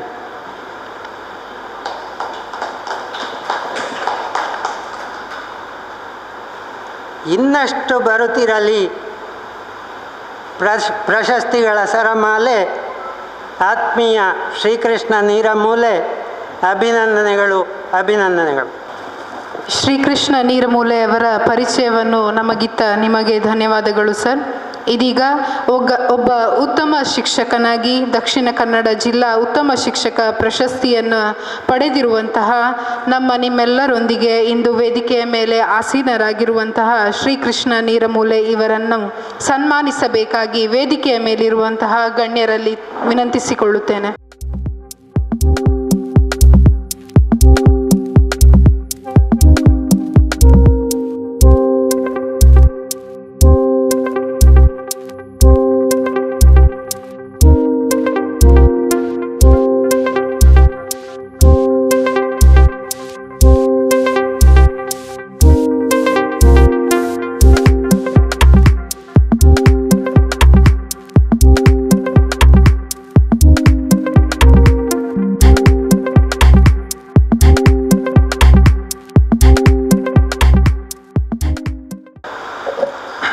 ಎಲ್ಲರಿಗೂ ಶಿಕ್ಷಕ ದಿನಾಚರಣೆಯ ಶುಭಾಶಯಗಳು. ದೇಶ ಕಂಡ ಶ್ರೇಷ್ಠ ಮುತ್ಸದ್ದಿ, ಮಾನವತಾವಾದಿ, ತತ್ವಶಾಸ್ತ್ರಜ್ಞರಾದಂತಹ ಡಾಕ್ಟರ್ ರಾಧಾಕೃಷ್ಣನ್ರವರ ಜನ್ಮದಿನ. ನನ್ನ ಪಾಲಿಗೆ ಇವತ್ತು ಬಹಳ ಶುಭ ದಿನ. ಮಂಗಳೂರಿನ ಗೋರಿಗುಡ್ಡ ಎಂಬ ಭೀಕರ ಪದನಾಮ ಹೊತ್ತಿರುವಂತಹ ಒಂದು ಪ್ರದೇಶದಲ್ಲಿ, ಒಂದು ಮಂಗಳೂರು ನಗರದ ಹೃದಯದ ಪಾರ್ಶ್ವದಲ್ಲಿರುವ ಒಂದು ಕುಗ್ರಾಮ ಅಂತ ಹೇಳ್ಬೋದು, ಅಂಥ ಪ್ರದೇಶದಲ್ಲಿ 1985ರಲ್ಲಿ ಶಿಕ್ಷಕನಾಗಿ ಸೇರಿಕೊಂಡೆ. ಅದು ಹೊಸ ಪ್ರೌಢಶಾಲೆ. ಹೋದ ಕೂಡಲೇ ನನ್ನನ್ನು ಕೆಲಸಕ್ಕೆ ತಗೊಂಡ್ರು. ಯಾಕೆಂದರೆ ಆವಾಗ ಅನುದಾನ ಇರಲಿಲ್ಲ. 1.5 ವರ್ಷ ಅನುದಾನ ರಹಿತವಾಗಿ ನಾನು ಅಲ್ಲಿ ಸೇವೆ ಸಲ್ಲಿಸಿದ್ದೆ. ಆಗಿನ ನನ್ನ ವೇತನ ಎಲ್ಲ ಕೇಳಿದರೆ ನಿಮಗೆ ಆಶ್ಚರ್ಯ ಆಗ್ಬೋದು, 300 ರೂಪಾಯಿ. ನಂತರ ಸರಕಾರಿ ವೇತನ ಬರಲಿಕ್ಕೆ ಆರಂಭ ಆಯಿತು. 88ರಿಂದ ಅನುದಾನಕ್ಕೆ ಒಳಪಟ್ಟಿದ್ದು. ಅದು ಎಂಥ ಒಂದು ಪ್ರದೇಶ ಆಗಿತ್ತಂದರೆ, ನನಗೆ ಹೆಚ್ಚು 3 ನಿಮಿಷ ಅಲ್ಲ, ಅಲ್ಲಿಗೆ ರಿಕ್ಷಾದವರು ಕೂಡ ಬರಲಿಕ್ಕೆ ಕೇಳ್ತಿರ್ಲಿಲ್ಲ, ಅಂತಹ ಪ್ರದೇಶ ಅದಾಗಿತ್ತು. ಇದು ಜಾಸ್ತಿ ಕುಡಿದು ಗಲಾಟೆ ಮಾಡುವವರು, ರಸ್ತೆಯಲ್ಲಿ ಎಲ್ಲ ಅಡ್ಡಾದಿಡ್ಡಿ ಬಿದ್ದುಕೊಳ್ಳುವವರು, ಇಂಥ ಒಂದು ಸನ್ನಿವೇಶ. ಸುರುಸುರುವಿಗೆ ನನಗೆ ಹೆದರಿಕೆ ಆಗ್ತಾಯಿತ್ತು. ಆಮೇಲೆ ಅಭ್ಯಾಸ ಆಯಿತು. ನಾನು ಆ ಊರಿನ ಎಲ್ಲರ ಪ್ರೀತಿಯನ್ನು ಗಳಿಸಿದೆ. ಎಲ್ಲ ಬಡ ವಿದ್ಯಾರ್ಥಿಗಳು, ನಮ್ಮ ಶಾಲೆಗೆ ಬರುವಂಥ ಮಕ್ಕಳೆಲ್ಲ ಕೂಲಿ ಕ್ಲಾಸ್ ಮಕ್ಕಳು, ಸಮಾಜದಲ್ಲಿ ಅತ್ಯಂತ ಶೋಷಿತರಾದವರ ಮಕ್ಕಳು, ಬೇರೆ ಬೇರೆ ಊರಿನ ಕೂಲಿ ಕಾರ್ಮಿಕರ ಮಕ್ಕಳು. ಕಂಕನಾಡಿಯಲ್ಲಿ ಒಂದು ಆಶ್ರಮ ಇದೆ, ಬಾಲಿಕಾಶ್ರಮ, ಅಲ್ಲಿಂದಲೂ ಕೂಡ, ಅದು ಸುಮಾರು 15 ವರ್ಷದ ನಂತರ ಅಲ್ಲಿಂದ ಬರಲಿಕ್ಕೆ ಆರಂಭ ಮಾಡಿದ್ದು. ಅಲ್ಲಿವರೆಗೆ ಪರಿಸರದ ಮಕ್ಕಳೇ ಬರ್ತಾಯಿದ್ರು. ಈಗ ನಮ್ಮ ಶಾಲೆಗೆ ಮಕ್ಕಳು ಬರಬೇಕಿದ್ರೆ ತುಂಬ ಕಷ್ಟ. ಎಲ್ಲ ಕಡೆ ಇಂಗ್ಲೀಷ್ ಮೀಡಿಯಂ ಶಾಲೆಯ ಪ್ರಭಾವದಿಂದಾಗಿ 10 ವರ್ಷಗಳ ಹಿಂದೆ ನಮ್ಮ ಶಾಲೆ ಮುಚ್ಚುವಂಥ ಪರಿಸ್ಥಿತಿ ಬಂದಿತ್ತು. ಅಂತಹ ಸಂದರ್ಭದಲ್ಲಿ ಕಾಫಿ ತೋಟಗಳಿಗೆಲ್ಲ ಹೋಗಿ ಅಲ್ಲಿಯ ಕಾರ್ಮಿಕರ ಮಕ್ಕಳನ್ನು ಕರೆತಂದು ಕಂಕನಾಡಿಯ ಬಾಲಿಕಾಶ್ರಮದಲ್ಲಿ ಅವರನ್ನು ಆಶ್ರಯವನ್ನು ಕಲ್ಪಿಸಿ ಅಲ್ಲಿಯ ಎಲ್ಲ ಮಕ್ಕಳು, ಸುಮಾರು ಒಂದು 75 ಮಕ್ಕಳು ಅಲ್ಲಿಂದ ನಮ್ಮ ಶಾಲೆಗೆ ಬರುವಂತಾದ್ದರಿಂದ ನಮ್ಮ ಕನ್ನಡ ಮಾಧ್ಯಮ ಶಾಲೆ ಇಂದಿಗೂ ಜೀವಂತವಾಗಿದೆ. ಅದರಲ್ಲಿ ನಾನು ಹೆಮ್ಮೆಯಿಂದ ಹೇಳಿಕೊಳ್ತೇನೆ. ಅದಕ್ಕೆ ನಾನು ಪ್ರತಿ ವರ್ಷ ತುಂಬ ಶ್ರಮ ಪಡ್ತಾ ಇದ್ದೇನೆ. ಈಗ ನಮ್ಮ ಶಾಲೆಯ ಒಟ್ಟು ಸಂಖ್ಯೆ, ವಿದ್ಯಾರ್ಥಿಗಳ ಸಂಖ್ಯೆ 250ರ ಗಡಿ ದಾಟಿದೆ. ಪದವಿ ಪೂರ್ವ ಕಾಲೇಜು ಕೂಡ ಇದೆ, ಎಲ್ಲ ಅನುದಾನಿತ. ಆದರೆ ಈಗ ನಿವೃತ್ತಿಯಾದ ನಂತರ ಅನುದಾನಿತ ಶಿಕ್ಷಕರು ಸಿಗುವುದಿಲ್ಲ. ಅಂತಹ ಸನ್ನಿವೇಶದಲ್ಲಿ ಗೌರವ ಶಿಕ್ಷಕರನ್ನು ನೇಮಿಸಿ ಆ ಶಾಲೆಗೆ ಏನೆಲ್ಲ ಬೇಕು, ನನ್ನ ಕನಸಿನಲ್ಲಿ ಏನೆಲ್ಲ ಇದೆ, ಮ್ಯಾನೇಜ್ಮೆಂಟ್ ವಿಶೇಷವಾಗಿ ಯಾವುದು ಕೈ ಹಾಕ್ತಿರಲಿಲ್ಲ. ನನ್ನಿಂದ ಸಾಧ್ಯವಾದ ಮಟ್ಟಿಗೆ ನನ್ನ ಹಳೆ ವಿದ್ಯಾರ್ಥಿಗಳ ಸಂಪರ್ಕದಿಂದ ಅವರಿಂದ ದೇಣಿಗೆಯನ್ನು ಸಂಗ್ರಹಿಸಿ, ನಿಮಗೆ ಆಶ್ಚರ್ಯ ಆಗ್ಬೋದು, ವರ್ಷಕ್ಕೆ ನನಗೆ ಫೋನ್ ಮಾಡಿದರೆ ಸಾಕು 3 ಲಕ್ಷ ರೂಪಾಯಿಯಷ್ಟು ಸಂಗ್ರಹ ಆಗ್ತದೆ. ಈಗಲೂ ಕೂಡ ನೀನು ಎಂಥ ಕೆಲಸ ಮಾಡ್ತಿ, ನೀನು ಇಷ್ಟು ಕೊಡು ಅಂದರೆ ಕೂಡಲೇ ನಾನು ಕ್ಯಾಶ್ ತಗೊಳ್ಳೋದಿಲ್ಲ, HMನ ಅಕೌಂಟಿಗೆ ಬರುವಾಗೆ ಮಾಡ್ತಾಯಿದ್ದೆ. ಇದರಿಂದ ಎಲ್ಲ ಮಕ್ಕಳಿಗೆ ಸಮವಸ್ತ್ರ ವಿತರಣೆ, ಎಲ್ಲ ಮಕ್ಕಳಿಗೆ ಏನು ಬೇಕು ಎಲ್ಲ ಉಚಿತ. ಕನ್ನಡ ಮಾಧ್ಯಮ ಶಾಲೆ 1 ರೂಪಾಯಿ ಫೀಸ್ ಇಲ್ಲ, ಎಲ್ಲ ಮಕ್ಕಳಿಗೂ ಉಚಿತವಾದ ಶಿಕ್ಷಣವನ್ನು ನೀಡ್ತಾ ಇದ್ದೇವೆ. ಮಾತ್ರ ಅಲ್ಲ, ಮುಂದೇನು ಮಾಡಬೇಕು ಅಂತ ಅವರಿಗೆ ಕೆಲವರಿಗೆ ಮಾರ್ಗದರ್ಶನ ನೀಡಿ, ಕೆಲವರಿಗೆ ಪದವಿಯವರೆಗೆ ಶಿಕ್ಷಣವನ್ನು ಉಚಿತವಾಗಿ ಸುಮಾರು ಒಂದು 25-30 ಮಕ್ಕಳಿಗೆ ಪದವಿ ವಿದ್ಯಾಭ್ಯಾಸವನ್ನು ಕೂಡ ನಾನು ಉಚಿತವಾಗಿ ಮಾಡಿಸಿಕೊಟ್ಟಿದ್ದೇನೆ. ಕೆಲವರು ನಿರಂತರ ನನ್ನ ಸಂಪರ್ಕದಲ್ಲಿದ್ದಾರೆ, ನೆರವನ್ನು ಈಗ ಅವರು ಸಂಪಾದನೆ ಮಾಡಿ ಈಗ ಸಹಕಾರವನ್ನು ನೀಡ್ತಾ ಇದ್ದಾರೆ. ಇದು ಕತೆ ಹೇಳ್ತಾ ಹೋದರೆ ಅರ್ಧ ಗಂಟೆ ಎಷ್ಟಿದೆ. ಆ ಶಾಲೆಯಲ್ಲಿ ನಾನು ಮಾಡಿದಂತಹ ಕೆಲಸ ಇದು ಕಾಲೊರೆಸುವ ಮ್ಯಾಟಿನಿಂದ ಹಿಡಿದು ಸ್ಕೂಲ್ ಬಸ್ವರೆಗೆ ಅಷ್ಟೊಂದು ಮಾಡಿ, ನಾನು ಹೇಳೋದು ಕೊಚ್ಚಿಕೊಳ್ಳುವುದಲ್ಲ, ಇದ್ದ ವಿಷಯವನ್ನು ನಿಮ್ಮ ಮುಂದೆ ಈ ಸಂದರ್ಭ ಒಂದು ಪ್ರಶಸ್ತಿ ಸಿಕ್ಕಿದ ಈ ಸಂದರ್ಭದಲ್ಲಿ ಹೇಳಿಕೊಳ್ಳೋದಷ್ಟೇ. ಇಷ್ಟವರೆಗೆ ಯಾರಿಗೂ ಹೇಳಿಲ್ಲ. ಕಾಶಿಮಠದವರಿಗೆ ಅಂಥವರೆಲ್ಲ ನಮಗೆ ನೆರವು ನೀಡುವಂಥ ಜನಗಳು ನಮ್ಮ ಶಾಲೆಗೂ ಕೊಟ್ಟಿದ್ದಾರೆ. ಮತ್ತು ಅದರೊಟ್ಟಿಗೆ ಈ ಭಾರತೀಯ ಕಾಲೇಜಿನ ಒಂದು ಸಾರಥ್ಯ ಕೂಡ ಇದೆ. ಎಲ್ಲ ಸನ್ಮಿತ್ರರ ಸಹಾಯದಿಂದ ಏನೆಲ್ಲ ಸಾಧಿಸಬೇಕು ಅದನ್ನೆಲ್ಲ ಸಾಧಿಸಿದ್ದೇನೆ. ನಮ್ಮ ಶಾಲೆಗಂತೂ ಎಲ್ಲ ವ್ಯವಸ್ಥೆಯನ್ನು ಮಾಡಿದ್ದೇನೆ ಅಂತ ಹೆಮ್ಮೆಯಿಂದ ಹೇಳಿಕೊಳ್ಳಬಲ್ಲೆ. ಇವತ್ತು ಪ್ರಶಸ್ತಿ ನನ್ನನ್ನು ಹುಡುಕಿಕೊಂಡು ಬಂದಿದೆ. ನಾನು ಯಾವುದೇ ವಶೀಲಿ ಮಾಡಲಿಲ್ಲ, ಯಾರ ಕೈಕಾಲು ಹಿಡಿಲಿಲ್ಲ. ಒತ್ತಾಯಪೂರ್ವಕವಾಗಿ ನನಗೆ ಈ ಪ್ರಶಸ್ತಿಗೆ ಅರ್ಜಿ ಹಾಕಲಿಕ್ಕೆ ಅನೇಕ ಮಿತ್ರರು ಕಾರಣಕರ್ತರಾಗಿದ್ದಾರೆ. ಹಾಗೆ ಅರ್ಜಿ ಹಾಕಿದ್ದೇನೆ. ಇವತ್ತು ಯಾವುದೇ ಇದು ಇನ್ಫ್ಲುಯೆನ್ಸ್ ಇಲ್ಲದೆ ಈ ಪ್ರಶಸ್ತಿ ಬಂದಿದೆ. ಇದು ಇನ್ನೂ ಯಾವುದೇ ಪ್ರಶಸ್ತಿ ನನಗೆ ಬರಲಿಕ್ಕಿಲ್ಲ, ಯಾಕೆಂದರೆ ಇದು ನನ್ನ ಸರ್ವಿಸ್ ಸೇವಾವಧಿಯ ಕೊನೆಯ ವರ್ಷ. ಮೇಯಲ್ಲಿ ನಾನು ನಿವೃತ್ತನಾಗಲಿದ್ದೇನೆ. ಈ ಸಂದರ್ಭದಲ್ಲಿ ನಮ್ಮ ಗುರುಗಳು ಅಂತ ನಾನು ಯಾಕೆ ಹೇಳಿದೆ ಅಂದರೆ, ಇವತ್ತು ನಾನು ರುದ್ರಪಠನ ಮಾಡುವಂಥ ಶಕ್ತಿ ಬಂದಿದ್ದರೆ ಅದು ಪೂಜ್ಯ ಶಿಕಾರಿಪುರ ಕೃಷ್ಣಮೂರ್ತಿಯವರ ಅನುಗ್ರಹ. ಇದೇ ಸಭಾಂಗಣದಲ್ಲಿ ನಮ್ಮ 30-40 ಜನರಿಗೆ, ಅಲ್ಲ ಅದಕ್ಕಿಂತಲೂ ಜಾಸ್ತಿ ಇರ್ಬೋದು, ಅನೇಕ ಮಂದಿಗೆ ಅವರು ಗುರುಗಳಾಗಿ ಆ ರುದ್ರಮಂತ್ರವನ್ನು, ಚಮಕ ಮಂತ್ರವನ್ನೆಲ್ಲ ಹೇಳಿಕೊಟ್ಟಿದ್ದಾರೆ. ಅದನ್ನು ಎಂದಿಗೂ ಮರೀಲಿಕ್ಕೆ ಸಾಧ್ಯ ಇಲ್ಲ. ಅಂಥ ಹಿರಿಯ ಶಿಕ್ಷಕರು ಇವತ್ತು ಈ ಸಂದರ್ಭದಲ್ಲಿ ಉಪಸ್ಥಿತರಿರುವುದು ಕೂಡ ನನ್ನ ಸೌಭಾಗ್ಯ ಅಂತ ನಾನು ಭಾವಿಸ್ತೇನೆ. ಮತ್ತೊಮ್ಮೆ ಕನ್ನಡ ಸಾಹಿತ್ಯ ಪರಿಷತ್ತು ದಕ್ಷಿಣ ಕನ್ನಡ ತಾಲೂಕು ಘಟಕ ಇವತ್ತು ನನ್ನನ್ನು ಈ ಸಂದರ್ಭದಲ್ಲಿ ಗುರುತಿಸಿದ್ದಕ್ಕಾಗಿ ಎಲ್ಲ ಪದಾಧಿಕಾರಿಗಳಿಗೆ ನಮಿಸುತ್ತಾ, ನಿಮ್ಮೆಲ್ಲರಿಗೂ ವಂದಿಸುತ್ತಾ, ಅವಕಾಶಕ್ಕಾಗಿ ಧನ್ಯವಾದಗಳನ್ನು ಹೇಳುತ್ತಾ ನನ್ನ 2 ಮಾತುಗಳನ್ನು ಮುಗಿಸ್ತೇನೆ. ನಮಸ್ಕಾರ. ಮಾತುಗಳಿಗೆ ಧನ್ಯವಾದಗಳು ಸರ್. ಇದೀಗ ಈ ಕಾರ್ಯಕ್ರಮದಲ್ಲಿ ಮುಖ್ಯ ಅತಿಥಿಗಳಾಗಿ ಆಗಮಿಸಿ ವೇದಿಕೆಯ ಮೇಲೆ ಉಪಸ್ಥಿತರಿರುವಂತಹ ಸೈಂಟ್ ಅಲೋಷಿಯಸ್ ಕಾಲೇಜಿನ ನಿವೃತ್ತ ಸಂಸ್ಕೃತ ಪ್ರಾಧ್ಯಾಪಕರು, ಕನ್ನಡ, ಹಿಂದಿ, ಇಂಗ್ಲಿಷ್, ಸಂಸ್ಕೃತ ಹೀಗೆ ಹಲವು ಭಾಷೆಗಳಲ್ಲಿ ಪಾಂಡಿತ್ಯವನ್ನು ಹೊಂದಿರುವವರು, ಶಿಕ್ಷಕರು, ವಿದ್ವಾಂಸರು ಹಾಗೂ ಸಾಹಿತ್ಯ ಪ್ರೇಮಿಗಳು ಆಗಿರುವ ಶ್ರೀಯುತ ಶಿಕಾರಿಪುರ ಕೃಷ್ಣಮೂರ್ತಿ ಸರ್ ಅವರು ನಮ್ಮನ್ನು ಉದ್ದೇಶಿಸಿ ಮಾತನಾಡಬೇಕಾಗಿ ಕೇಳಿಕೊಳ್ಳುತ್ತೇನೆ. ಇವತ್ತು ಒಂದು 3 ಗಂಟೆಗಳ ಕಾಲ ಆಳ್ವಾಸ್ ಕಾಲೇಜಿನಲ್ಲಿ ಕಾರ್ಯಕ್ರಮ ಮುಗಿಸಿ 3 ಗಂಟೆಗಳ ಕಾಲದ ಭಾಷಣ ನಾವು ಬಂದೆ ವರ್ಕ್ಶಾಪ್ ಅದು ಮುಗಿಸಿ ಇಲ್ಲಿಗೆ ಉತ್ಸಾಹದಿಂದ ಬಂದಿದ್ದೇನೆ. ಆಯಾಸವಾದರು, ಯಾಕಂದರೆ ಇದು ನನ್ನ ಇಷ್ಟದ ವಿಷಯ. ಅದರಲ್ಲೂ ಒಬ್ಬ ಶಿಕ್ಷಕರನ್ನು ಅದು ಒಳ್ಳೆಯ ಶಿಕ್ಷಕರನ್ನು ಗುರುತಿಸ್ತಾರೆ ಅಂದರೆ ಅದೊಂದು ವಿಶೇಷವೇ. ಯಾಕಂದರೆ ನಮಗೆ ಗೊತ್ತಿರೋ ಹಾಗೆ ಎಂತೆಂಥ ಶಿಕ್ಷಕರು ಪ್ರಶಸ್ತಿ ತಗೊಂಡಿದ್ದಾರೆ. ಒಳ್ಳೆಯ ಶಿಕ್ಷಕರು ಕೆಲವರು ಇಂಥವ್ರು ಮಾತ್ರ ತಗೋತಾರೆ. ಶ್ರೀಕೃಷ್ಣರಿಗೆ ನಮ್ಮೆಲ್ಲರ ಪರವಾಗಿ ಅಭಿನಂದನೆಗಳು. ಮತ್ತು ಅವರು ಬಹಳ ಅಭಿಮಾನದಿಂದ ನಾನಿಲ್ಲಿ ರುದ್ರ ಕ್ಲಾಸಿಗೆ ಬಂದೆ ಅಂತ ಕೂಡ ಹೇಳಿದರು. ನಮ್ಮಲ್ಲಿ ಪರಂಪರೆಯಲ್ಲಿ ಒಂದು ಶ್ಲೋಕ ಹೇಳ್ತೇವೆ, ಗುರುವಿನ ಕುರಿತಂಥ ಒಂದು ಶ್ಲೋಕ, ಬಹಳ ಅದ್ಭುತವಾದ ಒಂದು ಶ್ಲೋಕ ಇದೆ. ನಾನು ಬಾಲ್ಯದಿಂದ ಕಲ್ತದ್ದು. ಯಸ್ಯಾಂತರ್ನಾದಿ ಮಧ್ಯಂ ನಹಿ ಕರಚರಣಂ ನಾಮ ಗೋತ್ರಂ ನ ಸೂತ್ರಂ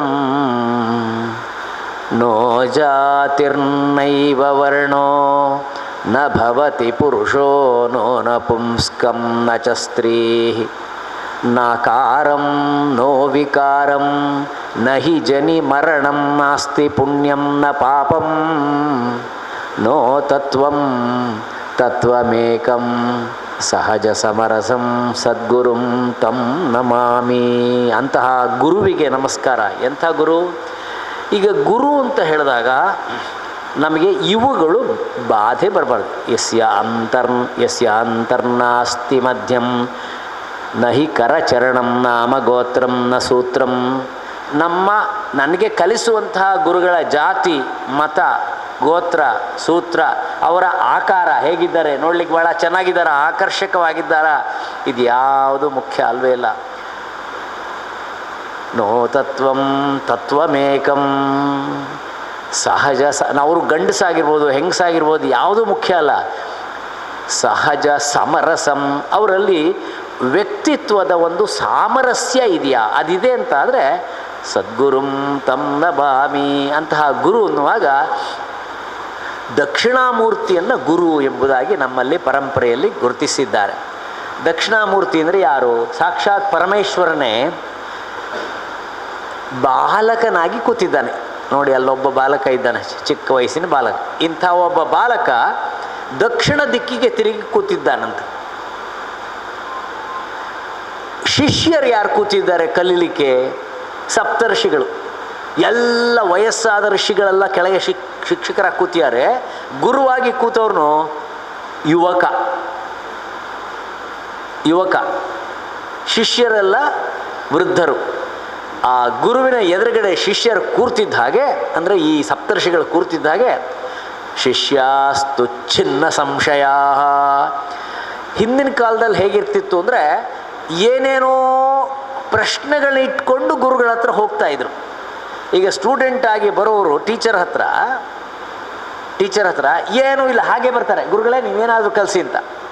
ಹಿಂದೆ ಹಾಗಲ್ಲ, ಯಾರಾದರೂ ಒಬ್ಬ ಶಿಷ್ಯ ಬರ್ತಿದ್ದ ಹಾಗೆ, ಗುರು ನೀನು ಯಾಕೆ ಕಲಿಬೇಕು ಅಂತ ಬಂದಿದ್ದೀಯಾ, ಏನು ಕಲಿಬೇಕು ಅಂತ ಬಂದಿದ್ದೀಯಾ, ಯಾಕೆ ಅದನ್ನೇ ಕಲಿಬೇಕಂತ ಬಂದಿದ್ದೀಯಾ ಅಂತ ಪ್ರಶ್ನೆ ಕೇಳಿ ಆಮೇಲೆ ಅವನನ್ನು ತಗೊಳ್ತಾ ಇದ್ದವರು.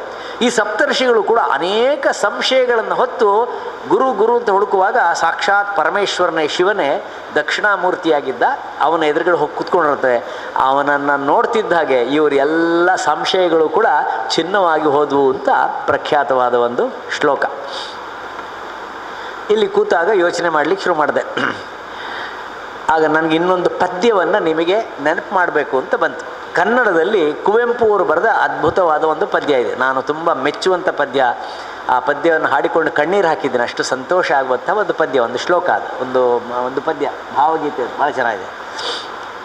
ಈ ಶ್ಲೋಕ ಯಾವುದಂದರೆ, ಮೈಸೂರು ವಿಶ್ವವಿದ್ಯಾಲಯದಲ್ಲಿ ಕುವೆಂಪು ಒಬ್ಬ ಲೆಕ್ಚರರ್ ಆಗಿದ್ದರು, ಟೀಚರ್ ಆಗಿದ್ದರು ಅಥವಾ ಸ್ಟೂಡೆಂಟ್ ಆಗಿದ್ರೇನೋ ಗೊತ್ತಿಲ್ಲ. ಅಲ್ಲಿ ಪ್ರೊಫೆಸರ್ ಆಗಿದ್ದವರು ಸರ್ವಪಲ್ಲಿ ರಾಧಾಕೃಷ್ಣನ್ ಅವರು ಅಲ್ಲಿ ಪ್ರೊಫೆಸರ್ ಆಗಿದ್ದಾಗ ಅವರನ್ನು ತುಂಬ ದೊಡ್ಡವರೆಲ್ಲ ತೀರ್ಮಾನ ಮಾಡಿ ಭಾರತದ ಉಪರಾಷ್ಟ್ರಪತಿ ಅಂತ ಮಾಡಿ ಡೆಲ್ಲಿಗೆ ಕಳಿಸ್ಬೇಕಾಯ್ತು. ಅಷ್ಟು ವರ್ಷ ಫಿಲಾಸಫಿ ಪ್ರೊಫೆಸರ್ ಆಗಿದ್ದ ರಾಧಾಕೃಷ್ಣನ್ ಅವರನ್ನು ಕಳಿಸುವ ಸಮಾರಂಭವನ್ನು ಮಾಡಿದರು. ಹೇಗೆ, ಒಂದು ಸಾರೋಟಲ್ಲಿ ಶಿಷ್ಯರೆಲ್ಲ ಕೂತ್ಕೊಂಡು ಕುದುರೆ ತೆಗೆದು ಎಳ್ಕೊಂಡು ಹೋದರು ಅಂತ. ಆ ದಿವಸದ ಸಮಾರಂಭದಲ್ಲಿ ಗುರುವನ್ನು ಕುರಿತು ಒಂದು ಪದ್ಯವನ್ನು ಬರೆದು ಓದಿದ್ರು ಕುವೆಂಪು ಅವರು. ಅದು ಪ್ರಖ್ಯಾತವಾದ ಒಂದು ಪದ್ಯ ಆಗೋಯ್ತು. ಮುಚ್ಚು ಮರೆ ಇಲ್ಲದೆಯೇ ನಿನ್ನ ಮುಂದೆಲ್ಲವನು ಬಿಚ್ಚಿಡುವೆವೋ ಗುರುವೇ ಅಂತರಾತ್ಮ. ಮುಚ್ಚು ಮರೆ ಇಲ್ಲದೆಯೇ ನಿನ್ನ ಮುಂದೆಲ್ಲವನು ಬಿಚ್ಚಿಡುವೆವೋ ಗುರುವೇ ಅಂತರಾತ್ಮ. ಪಾಪವಿದೆ ಪುಣ್ಯವಿದೆ ನಾಕವಿದೆ ನರಕವಿದೆ ಉದ್ಧರಿಸುವೋ ಗುರುವೇ ಅಂತರಾತ್ಮ. ಒಬ್ಬ ಗುರುವಿನ ಬಳಿಯಲ್ಲಿ ಒಬ್ಬ ಶಿಷ್ಯ ಹೋದಾಗ ಹೇಳುವಂಥ ಅದ್ಭುತವಾದ ಒಂದು ಶ್ಲೋಕ ಪದ್ಯ ಇದು. ನಾವು ಅನೇಕ ಸಾರಿ ಬದುಕಿನಲ್ಲಿ ತುಂಬ ಮುಚ್ಚುಮರೆ, ಒಳಗೊಂದು ಹೊರಗೊಂದು ತೋರಿಸುವುದೇ ಇಲ್ಲ. ಅದಕ್ಕೆ ಡಾಕ್ಟ್ರ್ ಹತ್ರ ಹೋದಾಗ ಡಾಕ್ಟ್ರ್ ಹೇಳ್ತಾರೆ ಏನು ಮುಚ್ಚು ಮರೆ ಇಲ್ಲದೆ ನಿನಗೆ ನಿಜವಾಗಿ ಏನಿದೆ ಅಂತ ಹೇಳು, ಇಲ್ಲದಿದ್ದರೆ ನಾನು ಒಂದಕ್ಕೊಂದು ಮದ್ದು ಕೊಟ್ಟರೆ ನಿನಗೆ ಏನು ಆಗ್ತದೆ ಡಾಕ್ಟ್ರೇ ಹೇಳ್ರಿ, ಕರೆಕ್ಟ್ ಅಲ್ಲ? ಡಾಕ್ಟ್ರ್ ಹತ್ರ ಹೋದಾಗ ಏನು ಇಟ್ಕೊಳ್ದೆ ಪೂರ್ತಿ ಹೇಳ್ಬಿಡ್ಬೇಕು. ಏನಮ್ಮ ರುಕ್ಮಿಣಿ ಡಾಕ್ಟ್ರ್ ಹತ್ರ ಹೋದಾಗ ರೋಗಿಗಳು ಡಾಕ್ಟರ್ ಪಲ್ಲಾಳೆ ಭಟ್ರೆ ಹೇಳಬೇಕು, ಈಶ್ವರ ಭಟ್ರೆ, ಕರೆಕ್ಟನಾ? ಶಿಷ್ಯರು ಬಂದವರು, ರೋಗಿಗಳು ಬಂದಾಗ ಡಾಕ್ಟರ್ ಎದುರುಗಡೆಯಲ್ಲಿ ಕೆಲವು ಮಾತ್ರ ಹೇಳಿದ್ದೇ ಇದ್ದರೆ ಅಲ್ಲಿಗೆ ನೀವು ಆ ಕೆಲವಕ್ಕೆ ಮಾತ್ರ ಮದ್ದು ಕೊಟ್ಟರೆ ಅದು ಉಳಿದಕ್ಕೆ ಹೊಡೆದು ಉಲ್ಟಪಟ್ಟಾಗ್ತದೆ. ಆದ್ದರಿಂದ ಡಾಕ್ಟರ್ ಎದುರುಗಡೆಯಲ್ಲಿ ಯಾವ ಮುಚ್ಚು ಮರೆ ಇಲ್ಲದೆಯೇ ತನ್ನ ಒಳಗಿಂದಲೇ ಹೇಳ್ಕೊಳ್ಬೇಕು. ಎರಡನೇದು, ಇಲ್ಲಿ ಯಾರೂ ಇಲ್ಲ ಅಂತ ಕಾಣ್ತದೆ, ವಕೀಲರು ಇದ್ದಾರೆ. ಯಾರಾದರೂ ವಕೀಲರ ಎದುರುಗಡೆ ಹೋಗಿ ನಮ್ಮ ಕೇಸ್ ಕೊಡುವಾಗ ಅಲ್ಲಿ ಕೂಡ ಸತ್ಯವಾಗಿ ಎಲ್ಲ ಹೇಳಿಬಿಡ್ಬೇಕಂತೆ. ಅದು ಎಷ್ಟು ಗೊತ್ತಿಲ್ಲ ನನಗೆ, ಏನಂತ ಗೊತ್ತಿಲ್ಲ. ವಕೀಲರ ಜೊತೆ ವ್ಯವಹಾರ ಕಡಿಮೆ, ಜಗಳ ಪಗಳ ಕಡಿಮೆ, ಆದ್ದರಿಂದ ಗೊತ್ತಿಲ್ಲ. ಮೂರನೇದು ಗುರುಗಳು. ನೀವು ಯಾರಿಂದಲಾದರೂ ಕಲಿಬೇಕು ಅಂತಾದರೆ ಆ ಗುರುಗಳ ಎದುರುಗಡೆಯಲ್ಲಿ ಡೋಂಗಿ ಮಾಡಬಾರ್ದು. ಮುಚ್ಚುಮರೆಯಿಂದ ವ್ಯವಹಾರ ಮಾಡುವವ್ರನ್ನೇ ಡೋಂಗಿ ಅಂತ ಕರೆಯೋದು. ಡೋಂಗಿ ಮಾಡಬಾರ್ದು. ಡೋಂಗಿ ಮಾಡದೆ ಮುಕ್ತವಾದ ಓಪನ್ ಮೈಂಡೆಡ್ ಅದರಿಂದ ಇರಬೇಕು. ಇವರು ಹೇಳಿದರು, ಗುರುಗಳ ಎದುರುಗಡೆ ಹೋದಾಗ ಮುಚ್ಚು ಮರೆ ಇಲ್ಲದೆಯೇ. ಗುರು ಯಾರು? ನಮಗೆ ಹೊರಗಡೆ ಕಾಣುವ ಗುರು ಇದ್ದಾರೆ, ಆದರೆ ನನ್ನ ಒಳಗೆ ಒಬ್ಬ ಗುರು ಇದ್ದಾನೆ. ಪರಂಪರಾಗತವಾಗಿ ಸಾಂಪ್ರದಾಯಿಕವಾಗಿ ಸನಾತನ ಕ್ರಮದಿಂದ ನಾನು ಹುಟ್ಟುವ ಮೊದಲು ಇದ್ದವ, ನಾನು ಸತ್ತ ಮೇಲೂ ಇರುವವನೇ ನನ್ನ ಒಳಗಿನ ಆತ್ಮ. ಈ ಆತ್ಮನನ್ನೇ ಗುರು ಅಂತ ಕಂಡು ಆ ಗುರುವಿನ ಎದುರುಗಡೆ ಮುಕ್ತವಾಗಿ ಹೇಳ್ಕೊಳ್ಬೇಕು ಅಂತ. ನಮ್ಮಲ್ಲಿ ಕೆಲವರು ದೇವರ ಎದುರುಗಡೆಯಲ್ಲಿ ಹೇಳ್ಕೊತಾರೆ ಮುಕ್ತವಾಗಿ, ಹೌದಾ? ಯಾಕೆ? ಅವ್ರಿಗೆ ಗೊತ್ತು ದೇವರಿಗೆ ಏನು ಕೇಳಲ್ಲ ಅಂತ ಹೇಳ್ಕೊತಾರೆ. ದೇವರ ಎದುರುಗಡೆ ಒಬ್ಬರೇ ಇದ್ದಾಗ ದೇವರ ಎದುರುಗಡೆ ಹೇಳ್ಕೊಡ್ತಾರೆ. ಮನಸ್ಸಲ್ಲಿದ್ದದ್ದನ್ನು ಮುಕ್ತವಾಗಿ ಹೇಳ್ಕೊಂಡ್ರೆ, ನಿನ್ನ ಮುಂದೆಲ್ಲವನು ಬಿಚ್ಚಿಡುವೆವೋ ಗುರುವೇ ಅಂತರಾತ್ಮ. ಏನೇನು ಬಿಚ್ಚಿಡ್ತೀಯ ನೀನು? ನಾನು ಬೇಕಾದಷ್ಟು ಪಾಪ ಮಾಡಿಬಿಟ್ಟಿದ್ದೇನೆ, ಪಾಪವಿದೆ, ಒಳ್ಳೆ ಕೆಲಸ ಮಾಡಿದ್ದೇನೆ, ಪುಣ್ಯವಿದೆ. ಆ ಪಾಪಕ್ಕೆ ತಕ್ಕ ಹಾಗೆ ನನಗೆ ನಾಕವಿದೆ, ನರಕವಿದೆ, ಸ್ವರ್ಗ ಇದೆ, ನರಕ ಇದೆ. ನಾವು ಮಾಡಿದ ಕರ್ಮಕ್ಕೆ ತಕ್ಕ ಹಾಗೆ ನಮಗೆ ಪುಣ್ಯಕ್ಕೆ ಸ್ವರ್ಗ ಒಳ್ಳೆಯದು, ಕೆಟ್ಟದ್ದು ಪಾಪಕ್ಕೆ ಶಿಕ್ಷೆ. ಅದು ಹಾಗೆ ಆಗ್ತದೆ. ಅದೆರಡು ಇದ್ದೇ ಇದೆ. ಅದು ನಾನು ಅನುಭವಿಸ್ತಾ ಇದ್ದೇನೆ. ಆದರೆ ಕಷ್ಟ ಆಗ್ತದೆ ನನಗೆ ಅನುಭವಿಸ್ಲಿಕ್ಕೆ. ನನಗೆ ಎರಡೂ ಬೇಡ ಗುರುವೇ, ಉದ್ಧರಿಸುವೋ ಗುರುವೇ ಅಂತರಾತ್ಮ, ನನ್ನನ್ನು ಉದ್ಧರಿಸು ಎಂಬ ಬಹಳ ಫಿಲಸಾಫಿಕ್ ಪದ್ಯವನ್ನು ಹೇಳ್ತಾರೆ. ಹಾಗಾದರೆ ಇಲ್ಲಿ ಕೂತವರೆಲ್ಲ ಯೋಚನೆ ಮಾಡಿ, ನಿಮ್ಮ ಒಳ್ಳೆ ಗುರುಗಳು ಏನಾದರೂ ಸಿಕ್ಕಿದ್ರು ಅಂತಾದರೆ ಅವ್ರು ನಿಮ್ಮನ್ನು ಉದ್ಧಾರ ಮಾಡಲಿಕ್ಕೆ ಏನೆಲ್ಲ ಬೇಕೋ ಅದೆಲ್ಲ ಮಾಡಿದ್ದಾರೆ. ಒಬ್ಬ ಶಿಷ್ಯ ಬಂದ ಅಂತಾದರೆ ಗುರು takes upon himself the whole responsibility of upbringing the child. ಸ್ಟೂಡೆಂಟನ್ನು ಪೂರ್ತಿ ಮೇಲೆ ತರಲಿಕ್ಕೆ ಅವ್ರು ಏನೇನು ಬೇಕೋ ಅದೆಲ್ಲ ಮಾಡ್ತಾರೆ. ಶ್ರೀಕೃಷ್ಣ ಅವರು ತಮ್ಮ ಶಾಲೆಯಲ್ಲಿ ಬಂದಂಥ ಬಡ ಮಕ್ಕಳಿಗೆಲ್ಲರಿಗೂ ಕೂಡ ಅವರು ಒಟ್ಟಾರೆ ಅವರು ಮುಂದೆ ಬರಬೇಕು ಅನ್ನೋದಕ್ಕೆ ಏನೆಲ್ಲ ಮಾಡಿದರು. ಅದಕ್ಕಾಗಿ ಅವರನ್ನು ಗುರುತಿಸಲಾಗಿದೆ. ಈಗ ಒಬ್ಬ ವಿದ್ಯಾರ್ಥಿಯನ್ನು ಚೆನ್ನಾಗಿ ರೂಪಿಸಿ ಅವನನ್ನು ಪ್ರಜೆ ಮಾಡಬೇಕು ಅನ್ನುವುದಕ್ಕೆ ನರೇಂದ್ರ ಮೋದಿಯವರ ನೇತೃತ್ವದಲ್ಲಿ ಭಾರತ ಸರ್ಕಾರವು ನ್ಯೂ ಎಜುಕೇಷನ್ ಪಾಲಿಸಿ ಅಂತ ಒಂದು ಆರಂಭ ಮಾಡಿದೆ. ಅದರಲ್ಲೆಲ್ಲ ನಾವುಗಳು ಎಲ್ಲ ತೊಡಗಿದ್ದೆವು. ಕಸ್ತೂರಿ ರಂಗನ್ ಅವರಂಥ ಪ್ರತಿಭಾನ್ವಿತರು ನಾವೆಲ್ಲ ಒಂದಷ್ಟು ಸೇರಿಕೊಂಡಿದ್ದೆವು. ಇಷ್ಟು ಒಳ್ಳೆಯ ಬ್ಯೂಟಿಫುಲ್ ಆದಂಥ ಪಾಲಿಸಿ ಬಂದಿದೆ. ಅದು ಈ ಎಲ್ಲ ಆಳುವವರಿಗೂ ಗೊತ್ತಿಲ್ಲ. ಬಿ ಜೆ ಪಿಯವ್ರು ಭಾಳ ಜನಕ್ಕೆ ಗೊತ್ತೇ ಇಲ್ಲ ಅದೇನು ಅಂತ. ಹಾಂ ಅಂತ ಹೇಳ್ತಾರೆ. ಮೋದಿ ಮಾಡಿದ್ದು ಜೈ ಅಂತ ಅಷ್ಟೇ ಹೊರತು ಅವ್ರಿಗೆ ಗೊತ್ತಿಲ್ಲ. ನಿಜವಾಗಿ ಭಾಳ ಇಂಟೆನ್ಸ್ ಆಗಿರ್ತಕ್ಕಂಥದ್ದು ಅದು ಬಂತು. ಅದು ಇಂಪ್ಲಿಮೆಂಟ್ ಮಾಡಿ ಎಲ್ಲ ಮಾಡ್ತಿದ್ದ ಹಾಗೆ ದುರ್ದೈವಕ್ಕೆ ಕರ್ನಾಟಕದಲ್ಲಿ ಬೇರೆ ಸರ್ಕಾರ ಬಂತು. ಬೇರೆ ಸರ್ಕಾರ ಬರ್ತಿದ್ದಾಗ ಇವರು ನಾವು ಇನ್ನು ಮುಂದೆ NEP ಮಾಡೋದಿಲ್ಲ, ನಾವು KEP ಮಾಡ್ತೀವಿ ಅಂತ. KEP ಮಾಡ್ತೀವಿ ಅಂದರೆ ಕರ್ನಾಟಕ ಎಜುಕೇಷನ್ ಪಾಲಿಸಿ ಅಂತ ಬೇರೆಯೇ ಮಾಡ್ತೀವಿ ಅಂತ. ಇದೆಲ್ಲ ಕೇಳಿದಾಗ ನಮಗೆ ನಗಬೇಕು ಅಳಬೇಕು ಅಂತ ಗೊತ್ತಾಗೋದು ಹಾಗಾಯಿತು. ಯಾಕೆ ಅಂದರೆ education policy is education policy. ಅದ್ಯಾವುದು ಪಾರ್ಟಿದಲ್ಲ. ಅದು ಇದನ್ನು ಮಾಡಿದವರು ಯಾರೋ ಪಾರ್ಟಿಯವರಲ್ಲ. ಇಡೀ ಕಮಿಟಿಯಲ್ಲಿ ಒಬ್ಬೊಬ್ಬರು ಇರಲಿಲ್ಲ ಪಾರ್ಟಿಯವರು. ನಾನು ಯಾವ ಪಾರ್ಟಿ? ಪ್ರೊಫೆಸರ್ ನಾನು. ನಮ್ಮಂಥವ್ರನ್ನೆಲ್ಲ ಹಿಡಿದು ಖರ್ಚು ಮಾಡಿಸಿ ಇಷ್ಟೆಲ್ಲ ಮಾಡಿ ಕಸ್ತೂರಿ ರಂಗನ್ ಅಂಥವ್ರು ಹಿಡ್ದೆಲ್ಲ ಮಾಡಿದ್ದು. ಅದನ್ನು ನೋಡಿ ಸಿದ್ದರಾಮಯ್ಯನವರು, ಶಿವಕುಮಾರರು, ಇವ್ರಿಗೇನು ಅರ್ಥ ಆಗುತ್ತೆ?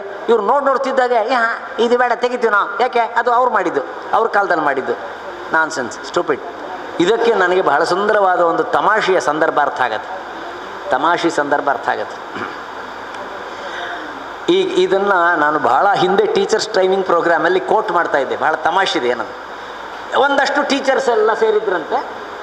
ಸೇರಿದಾಗ ಅಲ್ಲಿ DDP ಅವರು ಮತ್ತು ಸ್ಕೂಲ್ ಇನ್ಸ್ಪೆಕ್ಟರ್ಗಳೆಲ್ಲರೂ ಕೂಡ ಹೇಳಿದ್ರಂತೆ, ನೋಡಿ ನಮ್ಮ ಸರ್ಕಾರದಿಂದ ಒಂದು ಶಿಕ್ಷಣದ ನೀತಿ ಆಗಿದೆ. ಏನು ಶಿಕ್ಷಣದ ನೀತಿ ಅಂದರೆ, ಮೈ ಡಿಯರ್ ಟೀಚರ್ಸ್, ಇನ್ನು ಮುಂದೆ ಈ ಟೀಚರ್ಸ್ ನೀವೆಲ್ಲರೂ ಕೂಡ ಈ ಪಾಲಿಸಿಯನ್ನು ಅನುಸರಿಸಬೇಕು ಅಂತ. ಏನು ಪಾಲಿಸಿ ಅನುಸರಿಸಬೇಕು? ಈಗ ನಮ್ಮ ಶಿಕ್ಷಣದ ತತ್ವ ಏನಂತ ಹೇಳಿದರೆ, ಶಾಲೆಯಲ್ಲಿ ಮಕ್ಕಳನ್ನು ಶಿಕ್ಷಕರು ಇನ್ನು ಮುಂದೆ ಏನು ಮಾಡಬೇಕು, ಚೆನ್ನಾಗಿ ಕೆತ್ತಿ ಕೆತ್ತಿ ಕೆತ್ತಿ ಕೆತ್ತಿ ಕೆತ್ತಿ ಕೆತ್ತಿ ಅವರನ್ನು ಟ್ರಿಮ್ ಮಾಡಿ ಅವರನ್ನು ರೂಪಿಸಬೇಕು. ಸೊ ಶಿಕ್ಷಣ ಅಂದ್ರೇನು? ಕೆತ್ತುವುದು, ಚೆನ್ನಾಗಿ ಕೆತ್ತುವುದು. ಇನ್ಮೇಲೆ ಚೆನ್ನಾಗಿ ಕೆತ್ತಬೇಕು, ಕೆತ್ತಿ ಕೆತ್ತಿ ಕೆತ್ತಿ ಅವ್ರದ್ದೆಲ್ಲ ಬಾಕಿ ಎಲ್ಲ ತೆಗೆದು ಚೆನ್ನಾಗಿ ರೂಪಿಸಬೇಕು ಒಂದು. ಅಂದ್ಕೊಳ್ಳೆ ಅದನ್ನು ಮಂತ್ರಿಗಳು ಹೇಳಿದರು, ಸರ್ಕಾರದ ಕಡೆಯಿಂದ ಬಂತು, DDPI ಹೇಳಿದರು, ಸ್ಕೂಲ್ ಇನ್ಸ್ಪೆಕ್ಟರ್ ಹೇಳಿದರು, ಟೀಚರ್ಸ್ ಹೇಳಿದರು. ಆಗ ಟೀಚರ್ಸ್ ಹೇಳಿದರು, ಹೌದಾ ಹೌದಾ, ಇನ್ನು ಮುಂದೆ ಶಿಕ್ಷಣ ಅಂದರೆ ಸ್ಕೂಲಲ್ಲಿ ನಾವೇನು ಮಾಡಬೇಕು, ಮಕ್ಕಳನ್ನು ಕೆತ್ತುವುದು ನಾವು ಮಾಡ್ತೇವೆ ಅಂದರು. ಅದು ಅವರು ಕೆತ್ತಾ ಇದ್ದರು, ಕೆತ್ತಿ ಕೆತ್ತಿಗೆ ಸ್ವಲ್ಪ ಕೆಲಸ ಮಾಡ್ತಾಯಿದ್ರು. ಅದಾದ ಮೇಲೆ ಸಡನ್ನಾಗಿ ಸರ್ಕಾರ ಚೇಂಜ್ ಆಯಿತು. ಸರ್ಕಾರ ಚೇಂಜ್ ಆಗ್ತಿದ್ದಾಗೆ, ಹೊಸ ಸರ್ಕಾರ ಬರ್ತಿದ್ದ ಹಾಗೆ ಬಹಳಷ್ಟು ಹೊಸ ಸರ್ಕಾರಗಳು ಏನಿರುತ್ತೆ, ಹಿಂದಿನ ಸರ್ಕಾರ ಮಾಡಿದ್ದೆಲ್ಲ ತಪ್ಪು ಅಂತ. ಆ ಲೆಕ್ಕದಲ್ಲಿ ಇವರು ಹೇಳಿದರು, ಹಿಂದಿನ ಸರ್ಕಾರ ಮಾಡಿದ್ದ ಪಾಲಿಸಿ ತಪ್ಪು, ಈಗ ನಮ್ಮದು ಚೇಂಜ್ ಆಗಿದೆ ಅಂಥೇಳಿ ಮಂತ್ರಿಗಳು ಇವ್ರನ್ನೆಲ್ಲ ಕರೆದು, ನೋಡಿ ಶಿಕ್ಷಣ ಅಂದರೆ ಹಿಂದಿನ ಸರ್ಕಾರ ಹೇಳಿದ್ದು ಕೆತ್ತುವುದು ಅಂತ, ಈಗ ನಮ್ಮ ಸರ್ಕಾರದ ಪಾಲಿಸಿ ಏನಾಗಿದೆ ಅಂದರೆ ಅದಲ್ಲ, ಶಿಕ್ಷಣ ಅಂದರೆ ಕೆತ್ತುವುದಲ್ಲ, ಶಿಕ್ಷಣ ಅಂದರೆ ಮೆತ್ತುವುದು, ಮೆತ್ತುವುದು ಅಂತ ಹೇಳಿದ್ರಂತೆ. ಅಂದಾಗ ಇದರಿಂದ ಬಂದು DDPI ಬಂದು, ಸ್ಕೂಲ್ ಇನ್ಸ್ಪೆಕ್ಟರ್ ಬಂದು, ಟೀಚರ್ವರೆಗೆ ಬಂತು. ಟೀಚರ್ಸ್ ಎಲ್ರಿಗೂ ಕರೆದು ಹೇಳಿದ್ರು, ನೋಡಿ ಚೇಂಜ್ ಆಗಿದೆ ಪಾಲಿಸಿ, ಇನ್ನು ಮುಂದೆ ಮಕ್ಕಳನ್ನು ನೀವು ಕೆತ್ತಲಿಕ್ಕಿಲ್ಲ, ಮಕ್ಕಳಿಗೆ ನೀವು ಮೆತ್ತಬೇಕು. ಜ್ಞಾನ ಅಂತ ಹೇಳಿದರೆ ಅವ್ರನ್ನ ಕತ್ತಿ ಕೆತ್ತಿ ಟ್ರಿಮ್ ಮಾಡೋದಲ್ಲ, ಜ್ಞಾನ ಅಂತ ಹೇಳಿದರೆ ಅವರಿಗೆ ಜ್ಞಾನ ತುಂಬಿ ಕಟ್ಟಿ ಎಲ್ಲ ಮಾಡಬೇಕು ಅಂತಿದ್ದಾಗ ಟೀಚರ್ಸ್ ಹೇಳಪ್ಪ ನೋ ಪ್ರಾಬ್ಲಮ್ ಅಂದರು. ನೀವು ಪಾಲಿಸಿ ಎಷ್ಟು ಏನು ಚೇಂಜ್ ಮಾಡಿದ್ರು ನಾವು ಏನು ತೊಂದರೆ ಮಾಡ್ತೀವಿ, ಏನು ಮಾಡ್ತೀವಿ, ಇಷ್ಟು ದಿವಸ ಕೆತ್ತಿ ಕೆತ್ತಿ ಕೆಳಗೆ ಹಾಕಿದ್ವಲ್ಲ ಅದನ್ನೇ ತೆಗೆದು ಮೆತ್ತಿ ಬಿಡ್ತೀವಿ ನಾವು. ಒಂದು ಕೆತ್ತಿದ್ದನ್ನೇ ಈಗ ಮೆತ್ತಿ ಬಿಡ್ತೇವೆ. ಅದು ಶಿಕ್ಷಣ ಅಂದರೆ ಕೆತ್ತುವುದಾ ಅಥವಾ ಮೆತ್ತುವುದಾ ಅಂತ ಕೇಳಿದರೆ, ಅದು ಕೆತ್ತುವುದು ಅಲ್ಲ, ಮೆತ್ತುವುದು ಅಲ್ಲ, ಅದು ಅರಳಿಸುವುದು ಎಂಬುದು ಭಾಳಷ್ಟು ಪಾಲಿಸಿ ಮೇಕರ್ಸಿಗೆ ಗೊತ್ತಿಲ್ಲ. ಆದ್ದರಿಂದ ಈ NEP ಮತ್ತು KEP ಎಲ್ಲ ವಿಷಯ ಬರುವಾಗ ಇದೇ ನಾನ್ಸೆನ್ಸ್ ಆಯಿತು. ಬೆಂಗಳೂರಿನಲ್ಲಿ ಇತ್ತೀಚೆಗೆ ತುಂಬ ವಿದ್ವಾಂಸರ ಬಹಳ ದೊಡ್ಡ ದೊಡ್ಡ ಗ್ರೇಟ್ ಜನಗಳು, ದೊಡ್ಡ ದೊಡ್ಡ ಜನರು, ಅದರಲ್ಲಿ ಒಂದು ಕನಿಷ್ಠ ಅಂದರೆ ನನಗೆ ಗೊತ್ತಿರೋ 30 ಜನ ವೈಸ್ ಚಾನ್ಸಲರ್ಗಳೇ ಇದ್ದವರು, ದೊಡ್ಡ ದೊಡ್ಡ. ಅವರೆಲ್ಲರೂ ಇದ್ದಾಗ ಅವರು ಈ NEP ತೆಗೆದುಬಿಟ್ಟು ಮತ್ತೇನೋ ಮಾಡ್ತಾರಂತೆ. ಇದರ ಡೇಂಜರ್ ಎಷ್ಟು ಅಂಥೇಳಿ ಕರ್ನಾಟಕದಲ್ಲಿ ತೆಗೆದು ಮಾಡಿದರೆ ಎಂಥ ಡೇಂಜರ್ ಆಗ್ತದೆ ಅನ್ನೋ ಬಗ್ಗೆ ತುಂಬ ತುಂಬ ತುಂಬ ಮಾತಾಡಿ ಹೇಳಿದರು. ನೀವು ಯಾವುದನ್ನು ಕಿತ್ತು ಹಾಕ್ತೀರಿ? NEPಯಲ್ಲಿದ್ದ ಯಾವುದನ್ನು ಕಿತ್ತು ಹಾಕ್ತೀರಿ? ಯೋಗದ ಮೂಲಕ ಮಕ್ಕಳಲ್ಲಿ ಶಾರೀರಿಕ ಬಲವರ್ಧನೆ ಮತ್ತು ಶಾಲೆಯಲ್ಲಿ ಶಿಸ್ತು, ಆ ಮೂಲಕ ಶಿಸ್ತಿನ ಮೂಲಕ ಮನಸ್ಸಿನ ವಿಕಾಸ, ಬುದ್ಧಿ ವಿಕಾಸ ಇತ್ಯಾದಿ ಇತ್ಯಾದಿ ಎಲ್ಲ ಹೇಳುವಾಗ ಈ ಸರ್ಕಾರದವ್ರು ಹಾಗಾದರೆ ಅದೆಲ್ಲ ಬೇಡ ಅಂತ ಹೇಳ್ತಾರೆ. ಹಾಗಾದರೆ ಮಕ್ಕಳ ವಿಕಾಸ ಆಗೋದು ಬೇಡ ಅಂತ ಹೇಳ್ತಾರೆ. ಯಾಕೆ? ಅವ್ರು ಹೇಳಿದ್ದಾರೆ ಅದರಿಂದ ತೆಗಿಬೇಕು ಅಂತ. ಒಂದೊಂದನ್ನೇ ಎಳೆಯಾಗಿ ಬಿಡಿಸಿ ಹೇಳಿದ್ದಾರೆ. ಇದನ್ನು ಹೇಳುವಷ್ಟು ಸಮಯ ಇಲ್ಲ, ಅದರಿಂದ ನಾನು ಹೇಳೋದಿಲ್ಲ. ಒಳ್ಳೆಯದು ಶಿಕ್ಷಣದಲ್ಲಿ ಏನೇನಿರಬೇಕು ಅದನ್ನೆಲ್ಲ ತೆಗೆದು ಹಾಕಬೇಕಂತ. ಈಗ ತಾವು ಹೇಳಿದ್ರಿ ರುದ್ರ ಮಂತ್ರವನ್ನು ನಾವಿಲ್ಲಿ ಕಲ್ತ್ವಿ ಅಂತ. ಈ ಮಂತ್ರ ಕಲಿಯುವುದನ್ನು, ನಿತ್ಯ ಯೋಗಾಭ್ಯಾಸವನ್ನು ನಮ್ಮ ಫಿಲಸಾಫಿಕಲ್ ಸಿಸ್ಟಮ್ಸ್, ಇಡೀ ಜಗತ್ತಿನ ಎಲ್ಲಿ ಹೋದರೂ ಕೂಡ ಭಾರತ ಗೊತ್ತಿರೋದೇ ಅದರ ಫಿಲಸಾಫಿಕಲ್ ಸಿಸ್ಟಮ್ಸ್, ಅವುಗಳನ್ನು ಇಂಟ್ರಡ್ಯೂಸ್ ಮಾಡಿ ನ್ಯೂ ಎಜುಕೇಷನ್ ಪಾಲಿಸಿ ಅಂತ ಏನು ಮಾಡಿದ್ದೇವೆ, ತುಂಬ ಅದ್ಭುತವಾಗಿದೆ, ತುಂಬ ಚೆನ್ನಾಗಿದೆ. ಅದರ ಇಂಪ್ಲಿಮೆಂಟೇಷನ್ ಸ್ಟಾರ್ಟ್ ಆಗ್ತಾ ಇದೆ. ಈಗ ಸ್ಟಾರ್ಟ್ ಆಗ್ತಾ ಇದೆ. ಸೈಂಟ್ ಅಲೋಷಿಯಸ್ನಂಥ ಕಾಲೇಜಿನಲ್ಲಿ ಎಲ್ಲ ಸ್ಟೂಡೆಂಟ್ಸಿಗೆ yoga is compulsory. Yoga is made compulsory. Yoga compulsory ಅನ್ನಲಿಕ್ಕೆ ಅದರಲ್ಲಿ ಹಾಕಿದ್ದೇನೆಂದರೆ, ಜಗತ್ತಿನ ಬಹುಪಾಲು ದೇಶಗಳಲ್ಲಿ ವಿಶ್ವವಿದ್ಯಾಲಯಗಳಲ್ಲಿ ಯೋಗ ಈಸ್ ಕಂಪಲ್ಸರಿ. ನನಗೇ ಗೊತ್ತಿದೆ, ನನ್ನ ಹತ್ರ ಸಂಸ್ಕೃತ ಕಲಿಲಿಕ್ಕೆ ಒಬ್ಬ ವಿದ್ವಾಂಸ ಬಂದ. ಯಾರು ವಿದ್ವಾಂಸ? ಅವನ ಹೆಸರು ವಿಚಿತ್ರ, ಸ್ಪ್ಯಾನಿಷ್ ಮನುಷ್ಯ ಅವನು, ಹೂಲಿಯಾನ್ ರೆವರೋ ಅಂತ ಅವನ ಹೆಸರು. ಅವನು ಕ್ಯಾರಕಾಸ್ ಎನ್ನುವಂಥ ಊರಿಂದ ಬಂದ. ಕ್ಯಾರಕಾಸ್ ಅಂದರೆ ಎಲ್ಲಿ? ಅದು ಸೌತ್ ಅಮೆರಿಕಾದ ಆಚೆಗೆ ವೆನಿಜುಲಾ. ಅವನು ನನಗೆ ಲಿಂಕ್ ಆಗಿದ್ದು ಯಾಕೆಂದರೆ ನನ್ನ ಬೀಗರ ಮೂಲಕ. ಬೀಗರ್ ಅಂದರೆ ನಿಮಗೆಲ್ಲ ಗೊತ್ತಿದೆ, ಖ್ಯಾತರಾದಂಥ ಪಳ್ಳತ್ತರಕ್ಕೆ ಕೇಶವ ಭಟ್ರು ಅಲ್ಲಿದ್ದರು. ಅವರ ಲಿಂಕ್ ಆಗಿಬಿಟ್ಟು ಅವನು ಇಲ್ಲಿಗೆ ಬಂದು ಒಂದು 15 ದಿವಸ ನನ್ನ ಮನೆಯಲ್ಲಿದ್ದು ಸಂಸ್ಕೃತ ಕಲಿಬೇಕು ಅಂತ ಬಂದ. ನಿಂಗೆ ಯಾಕಯ್ಯ ಸಂಸ್ಕೃತ ಕಲಿಬೇಕು ಅಂದರೆ, ಸರ್ ಅವನಿಗೆ ಇಂಗ್ಲೀಷು ಸರಿಯಾಗಿ ಬರಲ್ಲ, ಸ್ಪ್ಯಾನಿಷು ಚೂರು ಹೇಳ್ಕೊಂಡ. ನಾನು ಇಡೀ ಭಗವದ್ಗೀತೆ 700 ಶ್ಲೋಕವನ್ನು ಕಲ್ತಿದ್ದೇನೆ, with meaning I can tell anywhere. ನಾನು ಎಲ್ಲ 650 ಸೂತ್ರಗಳನ್ನು, ಪತಂಜಲಿಯ ಕಂಪ್ಲೀಟ್ ಯೋಗ ಸೂತ್ರಗಳನ್ನು ಕಂಪ್ಲೀಟ್ ಕಲ್ತಿದ್ದೇನೆ. ಎಲ್ಲ ಕಲ್ತಿರುವುದು ಸ್ಪ್ಯಾನಿಷ್ ಭಾಷೆಯಲ್ಲಿ, ಇದೆಲ್ಲ ಮೂಲ ಇರುವುದು ಸಂಸ್ಕೃತದಲ್ಲಿ. ಆದ್ದರಿಂದ ನಾನು I want to go deep into the originals. ಅದಕ್ಕೋಸ್ಕರ ನಿಮ್ಮ ಹತ್ರ ಬಂದಿದ್ದೇನೆ. ಇದು 15 ದಿವಸ ನನ್ನ ಹತ್ರ ಕಲ್ತವನು. ಅವನಿಂದ ಯೋಗ ನಾನು ಕಲಿತೆ, ಭಾಳ ಅಡ್ವಾನ್ಸ್ಡ್ ಯೋಗ ಅವನು, ಅಷ್ಟು ಚೆನ್ನಾಗಿ ಕಲ್ಸವನು. ಅದಾದಮೇಲೆ ಅವನು ಹೇಳ್ದ, sir, in all international conferences it is led by Europeans, it is led by Buddhist, it is led by Japanese. ಯೋಗದಲ್ಲಿ ಇವತ್ತು ಭಾರತೀಯರು ತಾವೇ ಮೇಲೆ ಅನ್ನೋದೆಲ್ಲ ಇಲ್ಲ, ಎಲ್ಲ ಅವ್ರ ಕಡೆಗೆ ಹೊಟ್ಟೋಗ್ಬಿಟ್ಟಿದೆ. ನಾನು ಇದು ಯಾಕೆ ಹೇಳ್ತೇನೆ ಅಂದರೆ ಅವ ಹೇಳ್ದ ತನ್ನ ಎಂಜಿನಿಯರಿಂಗ್ ಕಾಲೇಜಲ್ಲಿರುವ ಎಲ್ಲ ಸ್ಟೂಡೆಂಟ್ಸಿಗೆ, ಅವನು ಇಂಜಿನಿಯರಿಂಗ್ ಕಾಲೇಜ್ ಪ್ರೊಫೆಸರ್, ಯೋಗ ಕಂಪಲ್ಸರಿ ಮಾಡಿದ್ದೇವೆ. ಯಾಕೆ ಕಂಪಲ್ಸರಿ ಮಾಡಿದ್ದೀರಿ ಅಂದರೆ, A product of our college, ಅವ್ರನ್ನ ಎಲ್ಲಿ ಹೋದರೂ ಕೆಲಸ ಸಿಕ್ಕುವಂತ ಆಗಬೇಕಾದ್ರೆ ಕಲಿಬೇಕು ಇದು ಯೋಗವನ್ನು ಅಂತ. ನಾನು ಯಾಕೆ ಇದನ್ನೆಲ್ಲ ಹೇಳ್ತಾ ಇದ್ದೇನೆ ಅಂದರೆ, ಇಷ್ಟು ಒಳ್ಳೆಯ NEP ಎಷ್ಟು ಕಷ್ಟಪಟ್ಟಲ್ಲಿ ಮಾಡಿದ್ದನ್ನು ಕರ್ನಾಟಕದ ಮಕ್ಕಳಿಗೆ ಅದು ಸಿಕ್ಕದ ಹಾಗೆ ದೂರದಲ್ಲಿ ಮಾಡುವಂಥ ಒಂದು ಪ್ರಯತ್ನಗಳಾಗ್ತಾ ಇದೆ. ಇದರಲ್ಲಿ ಪಾಲಿಟಿಕ್ಸ್ ಎಲ್ಲ ಬರಬಾರ್ದು, ಯಾವುದು ವಸ್ತುನಿಷ್ಠವಾಗಿ ಚೆನ್ನಾಗಿದೆ ಅದನ್ನು ಒಪ್ಕೊಳ್ಬೇಕು. ಶಿಕ್ಷಕ ದಿನಾಚರಣೆ ದಿವಸ ಶಿಕ್ಷಕರೆಲ್ಲರ ಕರೆ ಅಂದರೆ, ಶಿಕ್ಷಣದಲ್ಲಿ ರಾಜಕೀಯದ ಏರಿಳಿತಗಳು, ರಾಜಕೀಯದ ಸೆಳೆತಗಳು, ಅವರ ಬೇಕು ಬೇಡಗಳೆಲ್ಲ ಅವರು ವಿಧಾನಸಭೆಯಲ್ಲೇ ಅವರವ್ರ ಊರಲ್ಲಿ ಹೊಡ್ಕೊಳ್ಳಿ, ಇಲ್ಲಿ ಏನು ಮಾಡೋದು ಬೇಡ. ಇದಾದ ಮೇಲೆ ಪೊಲಿಟಿಷಿಯನ್ಸ್ ವಿಷಯ ಬಂತು. ಆದ್ದರಿಂದ ಹೇಳೋದು, ನಮ್ಮೆಲ್ಲರಿಗೆ ಇರುವಂಥ ಒಂದು ಬೇಸಿಕ್ ಕ್ವೆಶ್ಚನ್ಸನ್ನು ನಾನು ದೊಡ್ಡವರೊಬ್ಬರ ಹತ್ರ ಕೇಳಿದೆ. ಇದು ಯಾಕೆ ಹೀಗೆ ಮಾಡಲಿಕ್ಕೆ ಆಗೋದಿಲ್ಲ ಅಂತ. ಜಸ್ಟಿಸ್ KS ಹೆಗ್ಡೆ ಅವರು, ಲೋಕಸಭಾ ಸ್ಪೀಕರ್ ಆಗಿದ್ದವರು, ಸೆಂಟ್ ಅಲೋಷಿಯಸ್ ಕಾಲೇಜಿನ ಓಲ್ಡ್ ಸ್ಟೂಡೆಂಟ್.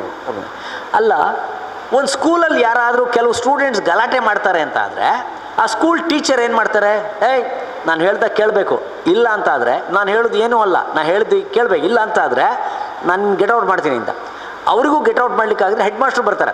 ಒಂದು ಸ್ಕೂಲಲ್ಲಿ ಹೆಡ್ ಮಾಸ್ಟರ್ ಮತ್ತು ಸ್ಕೂಲ್ ಟೀಚರ್ ಗಲಾಟೆ ಮಾಡುವ ಒಂದು ಕ್ಲಾಸನ್ನು ಮಕ್ಕಳನ್ನ ಕಂಟ್ರೋಲ್ ಮಾಡ್ತಾರೆ ಅಂತಾದರೆ, ಈ ವಿಧಾನಸಭಾ ಅಧ್ಯಕ್ಷನಿಗೆ ಏನು ಗಾಡಿ, ಲೋಕಸಭಾ ಸ್ಪೀಕರ್ ಏನು ಗಾಡಿ? ಅವರು ಅಷ್ಟೆಲ್ಲ ಗಲಾಟೆ ಮಾಡ್ತಿರುವಾಗ, ಇಷ್ಟೆಲ್ಲ ಪವರ್ ಇರುವಾಗ, ನೋಡಿ ನಿಮಗೆಲ್ಲ ಮಾತಾಡ್ಲಿಕ್ಕೆ ಅವಕಾಶ ಕೊಡ್ತೇನೆ, ಈಗ ಸುಮ್ಮನೆ ಕೂತ್ಕೊಳ್ಳಿ. ನೀವು ಸುಮ್ಮನೆ ಕೂತ್ಕೊಳ್ದೇ ಇದ್ದರೆ ಗೆಟ್ ಔಟ್. ಇಷ್ಟು ಹೇಳಲಿಕ್ಕಾಗೋದಿಲ್ಲ ಅವ್ರಿಗೆ. ಇವತ್ತಿಗೂ ಕೇಳಬೇಕಾಗಿದೆ, ಯಾರೂ ಸಿಕ್ಕಲಿಲ್ಲ ದೊಡ್ಡವ್ರು ನನಗೆ ಯಾರು ಕೂಡ, ಮತ್ತೊಮ್ಮೆ ಕೇಳಬೇಕಾಗಿದೆ. ಯಾಕೆ ನಾನು ಹೇಳ್ತೇನೆ ಅಂದರೆ, ಒಂದು ಸ್ಕೂಲನ್ನು ಇಷ್ಟು ಚೆನ್ನಾಗಿ ನಡೆಸ್ತೀವಿ, ನಮ್ಮ ಪಾರ್ಲಿಮೆಂಟ್ ಮತ್ತು ಅಸೆಂಬ್ಲಿಗಳನ್ನು ಚೆನ್ನಾಗಿ ನಡೆಸ್ಲಿಕ್ಕೆ ಆಗೋದಿಲ್ಲ ಅಂತ ಹೇಳಿದ್ರೆ ಇವ್ರಿಗೆ ಏನು ಶಿಕ್ಷಣ ಇದೇನು ಶಿಕ್ಷಣ ಇದು? ಆದ್ದರಿಂದ ಶಿಕ್ಷಕರಲ್ಲಿ ನಮ್ಮ ಎಂಥ ಮಕ್ಕಳನ್ನು ನೀವು ತಯಾರು ಮಾಡಬೇಕು ಅನ್ನುವ ಬಗ್ಗೆ ಅಬ್ರಹಂ ಲಿಂಕನ್ರ ಒಂದು ಅದ್ಭುತವಾದ ಪತ್ರ ಇದೆ. ಅಬ್ರಹಂ ಲಿಂಕನ್ ಅಮೆರಿಕದ ಅಧ್ಯಕ್ಷರಾಗಿದ್ದವರು, ಅವರ ಮಗನನ್ನು ಶಾಲೆಗೆ ಕಳಿಸಿದಾಗ ಆ ಸ್ಕೂಲ್ ಟೀಚರಿಗೆ ಒಂದು ಪತ್ರ ಬರೆದು my expectation as a father, as a parent, ನಾನು ನನ್ನ ಮಗುವನ್ನು ನಿನ್ನ ಶಾಲೆಗೆ ಕಳಿಸಿದ್ದೇನೆ, ನೀವು ನಿಮ್ಮ ಶಾಲೆಯಲ್ಲಿ ನಮ್ಮ ಮಗುವಿಗೆ ಏನು ಕೊಡಬೇಕು ಅನ್ನೋ ಬಗ್ಗೆ ಒಂದು ದೊಡ್ಡ ಪತ್ರ, 10 ಪಾಯಿಂಟ್ಸ್ ಏನೋ ಒಂದು ಪತ್ರ. ನಾನೇ ಅದನ್ನು ಕನ್ನಡಕ್ಕೆ ಕೂಡ ಮಾಡಿದ್ದೇನೆ. ನಿಮ್ಮ ಶಾಲೆಗೆ ಬರುವ ನಮ್ಮ ಮಗನಿಗೆ ದೊಡ್ಡ ದೊಡ್ಡ ಹುದ್ದೆಯ ಆಸೆಗಳನ್ನೆಲ್ಲ ಬಿಟ್ಟುಬಿಡಿ, ಅವನಿಗೆ ಬರೀ ವಿದ್ಯೆ ಮಾತ್ರ ಕಲಿಸಿಬಿಡಿ, ಆಮೇಲೆ ಅವನು ಉದ್ಯೋಗ ಹುಡುಕಿಕೊಳ್ಳುವಂತೆ ಮಾಡಿ ಹೊರತು ನೀವು ಉದ್ಯೋಗಕ್ಕೆ ನಮ್ಮ ಮಕ್ಕಳನ್ನು ತಯಾರು ಮಾಡಬೇಡಿ. ನಮ್ಮ ಮಗುವಿಗೆ ನಿಮ್ಮ ಶಾಲೆಯಲ್ಲಿ ಪುಸ್ತಕದ ಹುಚ್ಚು ಹಿಡಿಸಿ, ಅಂಕಗಳ ಹುಚ್ಚನ್ನು ಬಿಡಿಸಿ, ಪುಸ್ತಕದ ಹುಚ್ಚು ಹಿಡಿಸಿ ಅಂಕಗಳ ಹುಚ್ಚನ್ನು ಬಿಡಿಸಿ. ಇವತ್ತಿಗೂ ಎಷ್ಟು ಪ್ರಸ್ತುತವಾಗಿದೆ ಅಂದರೆ, ಇವತ್ತು ನಮ್ಮ ಸ್ಕೂಲ್ ಮಕ್ಕಳಿಗೆಲ್ಲರಿಗೂ ಕೂಡ ಅಂಕದ ಹುಚ್ಚೇ ಹೊರತು ಪುಸ್ತಕದ ಹುಚ್ಚು ಇಲ್ಲ. ಪುಸ್ತಕದ ಬದನೆಕಾಯಿ ಅಂದ್ಬಿಡ್ತಾರಂತೆ, ಪುಸ್ತಕದ ಹುಚ್ಚು ಇಲ್ಲ. ಈಗ ಬುಕ್ ರೀಡಿಂಗ್ ಇದೆಯಲ್ಲ, ಇದು ಅವನ್ನ ಅಭ್ಯಾಸ ಮಾಡಿಸ್ಬೇಕಲ್ಲ. ನಮ್ಮ ಬಹುಪಾಲು ಸ್ಕೂಲ್ ಕಾಲೇಜಿನ ಲೈಬ್ರರಿಗಳು, ಸೆಂಟ್ ಅಲೋಷಿಯಸ್ ಕಾಲೇಜಲ್ಲಂತೂ ರುಕ್ಮಿಣಿ ಅವ್ರಿಗೆಲ್ಲ ಗೊತ್ತು, ಎಷ್ಟು ದೊಡ್ಡ ಲೈಬ್ರರಿ ಬಿಲ್ಡಪ್ ಮಾಡಿದ್ದೀವಿ sir. For years together many of the almirahs are not opened. ಎಂಥ ಕಥೆ ಇದು, ಪುಸ್ತಕದ ಹುಚ್ಚು ಹಿಡಿಸಿ ಅಂತ ಅವ್ರು ಕೇಳಿದರು. ಪರೀಕ್ಷೆಯಲ್ಲಿ ನನ್ನ ಮಗ ಫೇಲ್ ಆದರೂ ಪರವಾಗಿಲ್ಲ, ಜೀವನದಲ್ಲಿ ಪಾಸ್ ಆಗುವಂಥ ತಯಾರು ಮಾಡಿ. ನೋಡಿ, ಅಬ್ರಹಂ ಲಿಂಕನ್ ಅವರು ಹೇಳ್ಕೊಡೋದು, ಶಾಲೆಯಲ್ಲಿ ಎಂದೆಂದಿಗೂ ನೀವು ಜಾತಿಯ ವಿಷದ ಬೀಜ ಬಿತ್ತಬೇಡಿ. ಬೈ ಬರ್ತ್, ಹುಟ್ಟಿನಿಂದ ಒಬ್ಬ ಮನುಷ್ಯ ಏನೇ ಆಗಿದ್ರೂ ಕೂಡ ಅದಕ್ಕೆ ಮಹತ್ವ ಕೊಡಬೇಡಿ. ನಮ್ಮ ಮಗು ಪ್ರಕೃತಿಯಲ್ಲಿ ಕಳೆದು ಹೋಗುವಂತೆ ತಯಾರು ಮಾಡಿ. ಎಷ್ಟು ಮುಖ್ಯ ಇವತ್ತು. ನಮ್ಮ ಮಕ್ಕಳೆಲ್ಲರೂ ಕಾಡಿಗೆ ಹೋಗ್ಬಿಟ್ರೆ ಎಷ್ಟು ಎಂಜಾಯ್ ಮಾಡಬೇಕಂದ್ರೆ ಅಲ್ಲೇ ಇದ್ದು ಪಶು ಪಕ್ಷಿ ಪ್ರಾಣಿಗಳ ಜೊತೆಗೆ ಆನಂದವಾಗಿರುವಂತೆ ಆಗಬೇಕು. ಅದಕ್ಕೋಸ್ಕರ ಪಿಕ್ನಿಕ್ಗಳನ್ನು ಮಾಡುವುದು. ಸಿಕ್ಕ ಕೆಲಸವನ್ನು ಶ್ರದ್ಧೆಯಿಂದ ಪ್ರಾಮಾಣಿಕತೆಯಿಂದ ಮಾಡುವಂತೆ ಅದಕ್ಕೆ ಬೇಕಾದ ತರಬೇತಿಯನ್ನು ಕೊಡಿ. ಎಷ್ಟೇ ಕಷ್ಟ ಬಂದರೂ ಹೆದರಿ ಹೋಗದೆ ಕುಗ್ಗದೆ ಅವನ ಕಷ್ಟವನ್ನು ಎದುರಿಸುವ ತಾಕತ್ತನ್ನು ಶಾಲೆಗೆ ಕಲಿಸಿ ಮತ್ತು ಕಷ್ಟದಲ್ಲಿರುವ ದುರ್ಬಲರನ್ನು ಉಪೇಕ್ಷೆ ಮಾಡದೆ ಸಹಾಯ ಮಾಡುವುದನ್ನು ಕಲಿಸಿ. ಮೋಸ ಮಾಡಿ ಗೆಲ್ಲುವುದಕ್ಕಿಂತ ಪ್ರಾಮಾಣಿಕವಾಗಿ ಸೋಲುವುದನ್ನು ಕಲಿಸಿ ನಮ್ಮ ಮಗುವಿಗೆ. ಅಬ್ರಹಂ ಲಿಂಕನ್ರದ್ದು ಇವತ್ತು ನೋಡಿ, ಏನಕ್ಕೇನ ಪ್ರಕಾರಣ ಗೆಲ್ಲಬೇಕು ಅನ್ನುವಂಥದ್ದಷ್ಟೇ. ನೀವೇನು ಮಾಡದೇ ಪರವಾಗಿಲ್ಲ, ನನ್ನ ಮಗನನ್ನು ಒಳ್ಳೆಯ ಮನುಷ್ಯನನ್ನಾಗಿ ಮಾಡಿ ಅಂತ ಹೇಳು.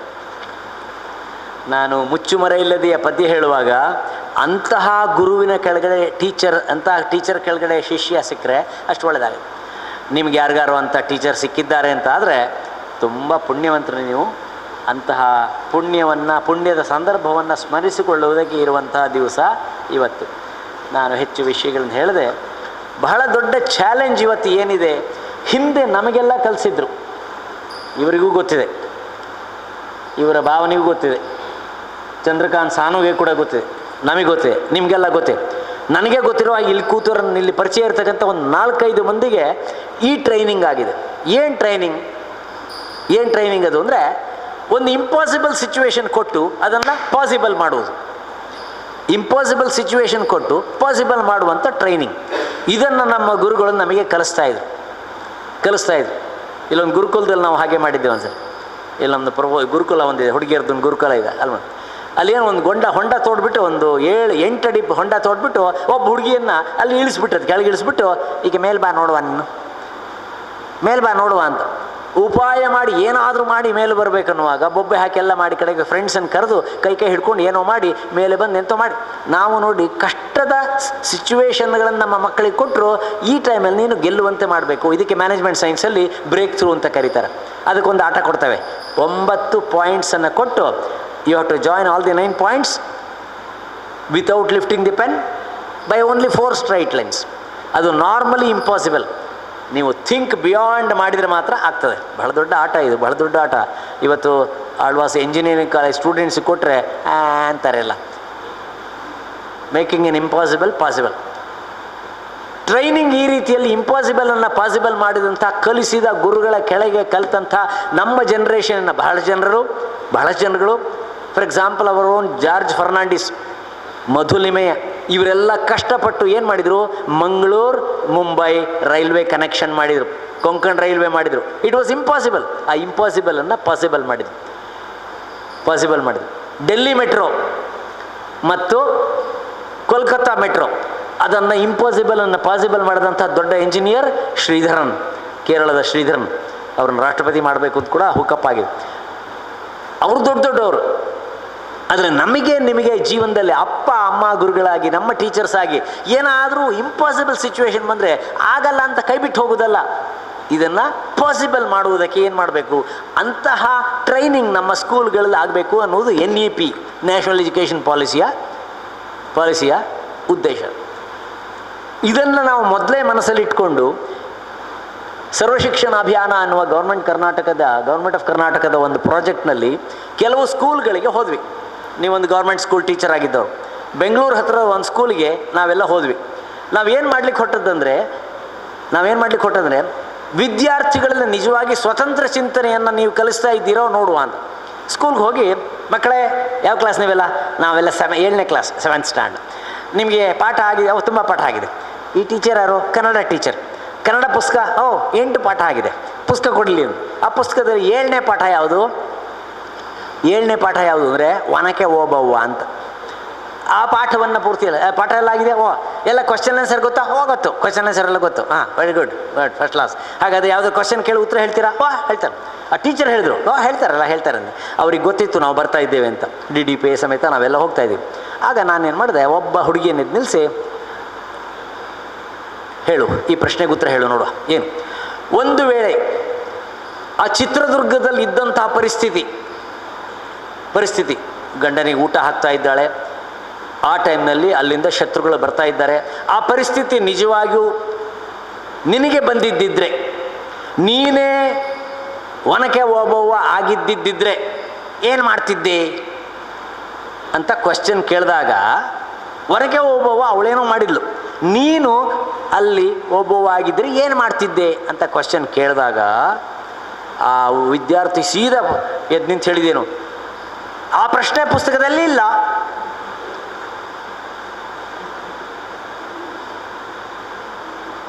ಅದಕ್ಕೆ ಆ ಟೀಚರ್ ಹೇಳಿದ್ದು ಮಾತ್ರ ಅಲ್ಲ ಸರ್, ಆ ಪ್ರಶ್ನೆಗೆ ಉತ್ತರವೂ ಪಾಠದಲ್ಲಿ ಇಲ್ಲ,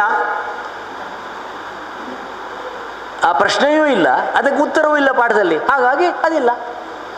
ನಮ್ಮ ಟೀಚರ್ಗಳು ಯಾವ ಒಂದು ಚೌಕಟ್ಟಿನ ಒಳಗೆ ಸಿಕ್ಕಿಬಿದ್ದಿದ್ದಾರೆ ಅಂದರೆ, ಈ ಪಾಠದ ಆಧಾರದ ಮೇಲೆ ಮತ್ತೇನಾದ್ರು ಕ್ವಶನ್ ಕೇಳಿದರೆ ಅದು ಪಾಠದಲ್ಲಿ ಇಲ್ಲ, ಔಟ್ ಆಫ್ ಸಿಲೆಬಸ್, ಅದು ಔಟ್ ಆಫ್ ಸಿಲೆಬಸ್.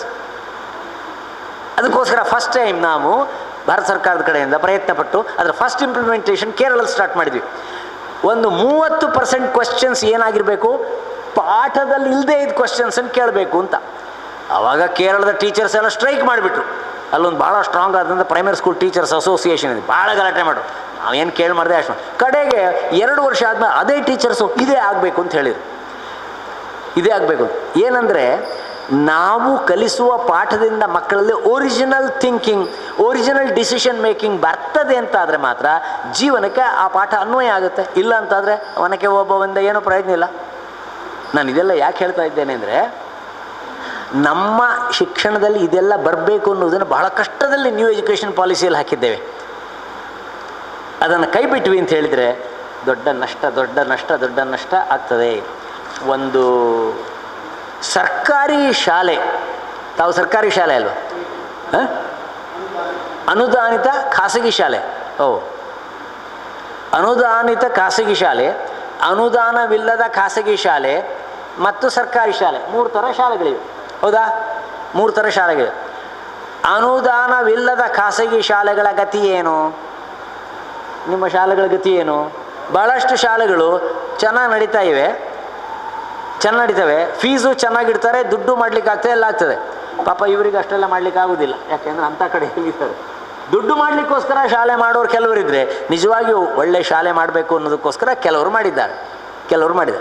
ಹಾಗಾಗಿ ಪ್ರೈವೇಟ್ ಸ್ಕೂಲ್ಸ್ ಅಸೋಸಿಯೇಷನ್ ಅವರು ಇಂಗ್ಲೀಷ್ ಮೀಡಿಯಮ್ ತೆಗೆದು ಕನ್ನಡ ಮೀಡಿಯಮನ್ನು ಕಂಪಲ್ಸರಿ ಮಾಡಬೇಕಂತ ಬಂದಾಗ ಭಾಳ ವಿರೋಧ ಮಾಡಿದರು ಪ್ರೈವೇಟ್. ಯಾಕೆಂದರೆ ನಾವು ಇಂಗ್ಲೀಷ್ ಮೀಡಿಯಮ್ನ ಹೆಸರಿನಲ್ಲೇ ದುಡ್ಡು ಮಾಡಲಿಕ್ಕೆ ಕೊಟ್ಟಿದ್ದೇವೆ, ನೀವು ಅದಕ್ಕೆ ಅಡ್ಡ ಹಾಕ್ತಿರಲ್ಲ ಅಂತ.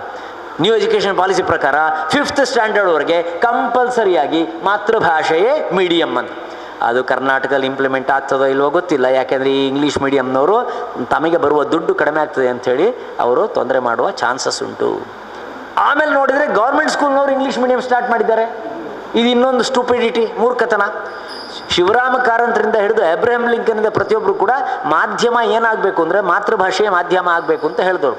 ಹಾಗಾಗಿ ಸರ್ಕಾರಿ ಕನ್ನಡ ಶಾಲೆಗಳ ಅಧೋಗತಿ ಏನಿದೆ, ಅದಕ್ಕೆ ನಾವೆಲ್ಲರೂ ಕೂಡ ಸ್ವಲ್ಪ ಆಲೋಚನೆ ಮಾಡಬೇಕು.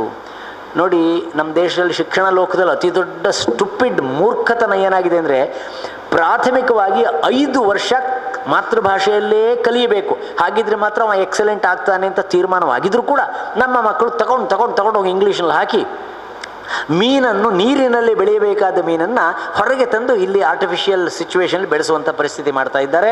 ಅದು ತಪ್ಪಿದರೆ ಮಾತ್ರವೇ ನಮ್ಮ ಶಿಕ್ಷಣ ವ್ಯವಸ್ಥೆ ಉದ್ಧಾರ ಆಗ್ತದೆ ಅನ್ನೋದನ್ನು ಮನಸ್ಸಲ್ಲಿ ಹೇಳ್ತಾ, ಇವತ್ತು ನನಗೆ ತಾವು ಈ ವಿಷಯವನ್ನೇ ಹೇಳಿದ್ದು, ಪ್ರಸ್ತುತ ಶಿಕ್ಷಣ ಸಿಸ್ಟಮ್, ಹಳೆ ಶಿಕ್ಷಣ ಸಿಸ್ಟಮ್ ಏನಿದು, ಇದರ ಬಗ್ಗೆ ಕಂಡಾಪಟ್ಟೆ ಇದೆ. ಅದಕ್ಕೆ ಬೇಕಾದಂಥ ಒಂದು ಟ್ರೈನಿಂಗ್ ಪ್ರೋಗ್ರಾಮನ್ನೇ ಧಾರವಾಡದಲ್ಲಿ ನಾವು ಮಾಡಿದ್ದೆವು. ಯಾವುದು, ಶಿಕ್ಷಕರನ್ನು ಕಡೆಯದಾಗಿ ಶಿಕ್ಷಕರಲ್ಲಿ ಈಗ ಪಾಠ ಮಾಡುವಾಗ ಏನು ಮಾಡಬೇಕು ಅಂದರೆ ಬರೀ ಪುಸ್ತಕದಲ್ಲಿದ್ದು ಪಾಠ ಮಾಡೋದಲ್ಲದೆ ಆ್ಯಕ್ಟಿವಿಟಿ ಡಿಸೈನಿಂಗ್ ಒಂದು ಕೆಲಸ ಆಗಬೇಕು ಅಂತ ಟೀಚರ್ಸಿಗೆ ನಾವು ಹೇಳ್ತಾ ಇದ್ದೀವಿ. ಕ್ಲಾಸ್ನಲ್ಲಿ ಯಾವುದಾದ್ರು ಒಂದು ಆ್ಯಕ್ಟಿವಿಟಿ ಮಾಡಬೇಕು, ಅದರಲ್ಲಿ ನಿಮ್ಮ ಪಾಠದಲ್ಲಿರುವ ತತ್ವವನ್ನು ಮಕ್ಕಳು ಕಲಿಬೇಕು ಅಂತ. ಆದರೆ ನಮ್ಮ ಬಹುಪಾಲು ಟೀಚರ್ಸಿಗೆ ಸ್ವತಂತ್ರವಾಗಿ ಆ್ಯಕ್ಟಿವಿಟಿ ಡಿಸೈನ್ ಮಾಡಲಿಕ್ಕೆ ಬೇಕಾದ ಕ್ರಿಯೇಟಿವ್ ಇಂಟೆಲಿಜೆನ್ಸ್ ತುಂಬ ಕಡಿಮೆ ಆಗಿದೆ.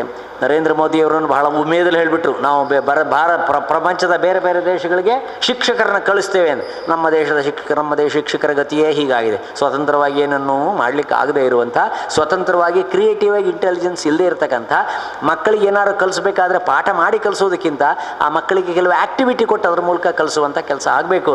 ಅಂಥ ಟೀಚರ್ಸ್ ನಮ್ಮಲ್ಲಿ ವಿಕಾಸರಾಗಬೇಕು, ಬೆಳೀಬೇಕು ಅನ್ನುವಂಥ ಆಸೆಯನ್ನು ಮನಸ್ಸಲ್ಲಿಟ್ಕೊಂಡು ಕಡೆ ಒಂದು ಮಾತು ಹಾಳಿ ಮುಗಿಸ್ಬಿಡ್ತೇನೆ.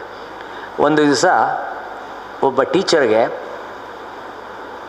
ದೇವರು ಪ್ರತ್ಯಕ್ಷ ಆಗಿಬಿಟ್ಟಂತ, ಸರಸ್ವತಿಯೇ ಪ್ರತ್ಯಕ್ಷಳಾಗಿಬಿಟ್ಟು. ಒಬ್ಬ ಟೀಚರ್ ಹೋಗ್ತಿದ್ದ, ಸರಸ್ವತಿ ಪ್ರತ್ಯಕ್ಷಳಾಗಿಬಿಟ್ಟು. ಈಗ ಟೀಚರ್ಸ್ ನಡುವೆ ಒಂದು ವೇಳೆ ದೇವರ ಪ್ರತ್ಯಕ್ಷ ಆದರೆ ಆ್ಯಸ್ ಎ ಟೀಚರ್ ನೀ ಏನು ವರ ಕೇಳ್ತೀಯಾ? ಇದೊಂದು ಪುರಾಣದಲ್ಲಿ ಬಂದ ವಾಕ್ಯ, ಅದನ್ನು ಒರಿಜಿನಲ್ ಓದಿಬಿಟ್ಟು ಮುಗಿಸ್ತೇನೆ. ಏನು ಕೇಳ್ತೀಯ ಅಂದರೆ, ನಾನು ಅದು ಕೇಳ್ತೀನಿ ಇದು ಕೇಳ್ತೀನಿ ಅಂತ ಹೇಳೋಕ್ಕಿಂತ ಅಲ್ಲಿ ಕೇಳಿದ್ದೇನೆಂದರೆ, ಒಳ್ಳೆ ಟೀಚರ್ ಕೇಳಿದ್ದರು, ಜ್ಞಾನಂ ದೇಹಿ ಜ್ಞಾನ ಕೊಡು, ಬಲಂ ದೇಹಿ ಬಲ ಕೊಡು, ವಿದ್ಯೆ ಕೊಡು ವಿದ್ಯಾಧಿದೇವತೆ, ಪ್ರತಿಷ್ಠಾಂ ಸಮಾಜದಲ್ಲಿ ಪ್ರತಿಷ್ಠೆ ಉಂಟಾಗಲಿ ನನಗೆ, ಕೌಶಲಂ ನನಗೆ ಚೆನ್ನಾಗಿ ಕಲಿಸುವ ಕೌಶಲ ಕಲಿಸು, ವಿತ್ತಂ ಸಂಬಳ ಚೆನ್ನಾಗಿ ಬರಬೇಕು ನನಗೆ, ಬಡತನ ಬರಬಾರ್ದು ನನಗೆ, ಕಡೆಯದು ಶಕ್ತಿಂ ಶಿಷ್ಯ ಪ್ರಬೋಧಿಕಾಂ ನನಗೆ ಸಿಕ್ಕುವ ಮಕ್ಕಳಲ್ಲಿ ನನಗೆ ಸಿಕ್ಕುವ ಮಕ್ಕಳಲ್ಲಿ ಶಕ್ತಿಂ ಏನು ಶಕ್ತಿ ನಾನು ಕೊಡಬೇಕು, ನನಗೇನು ಶಕ್ತಿ ಕೊಡಬೇಕು?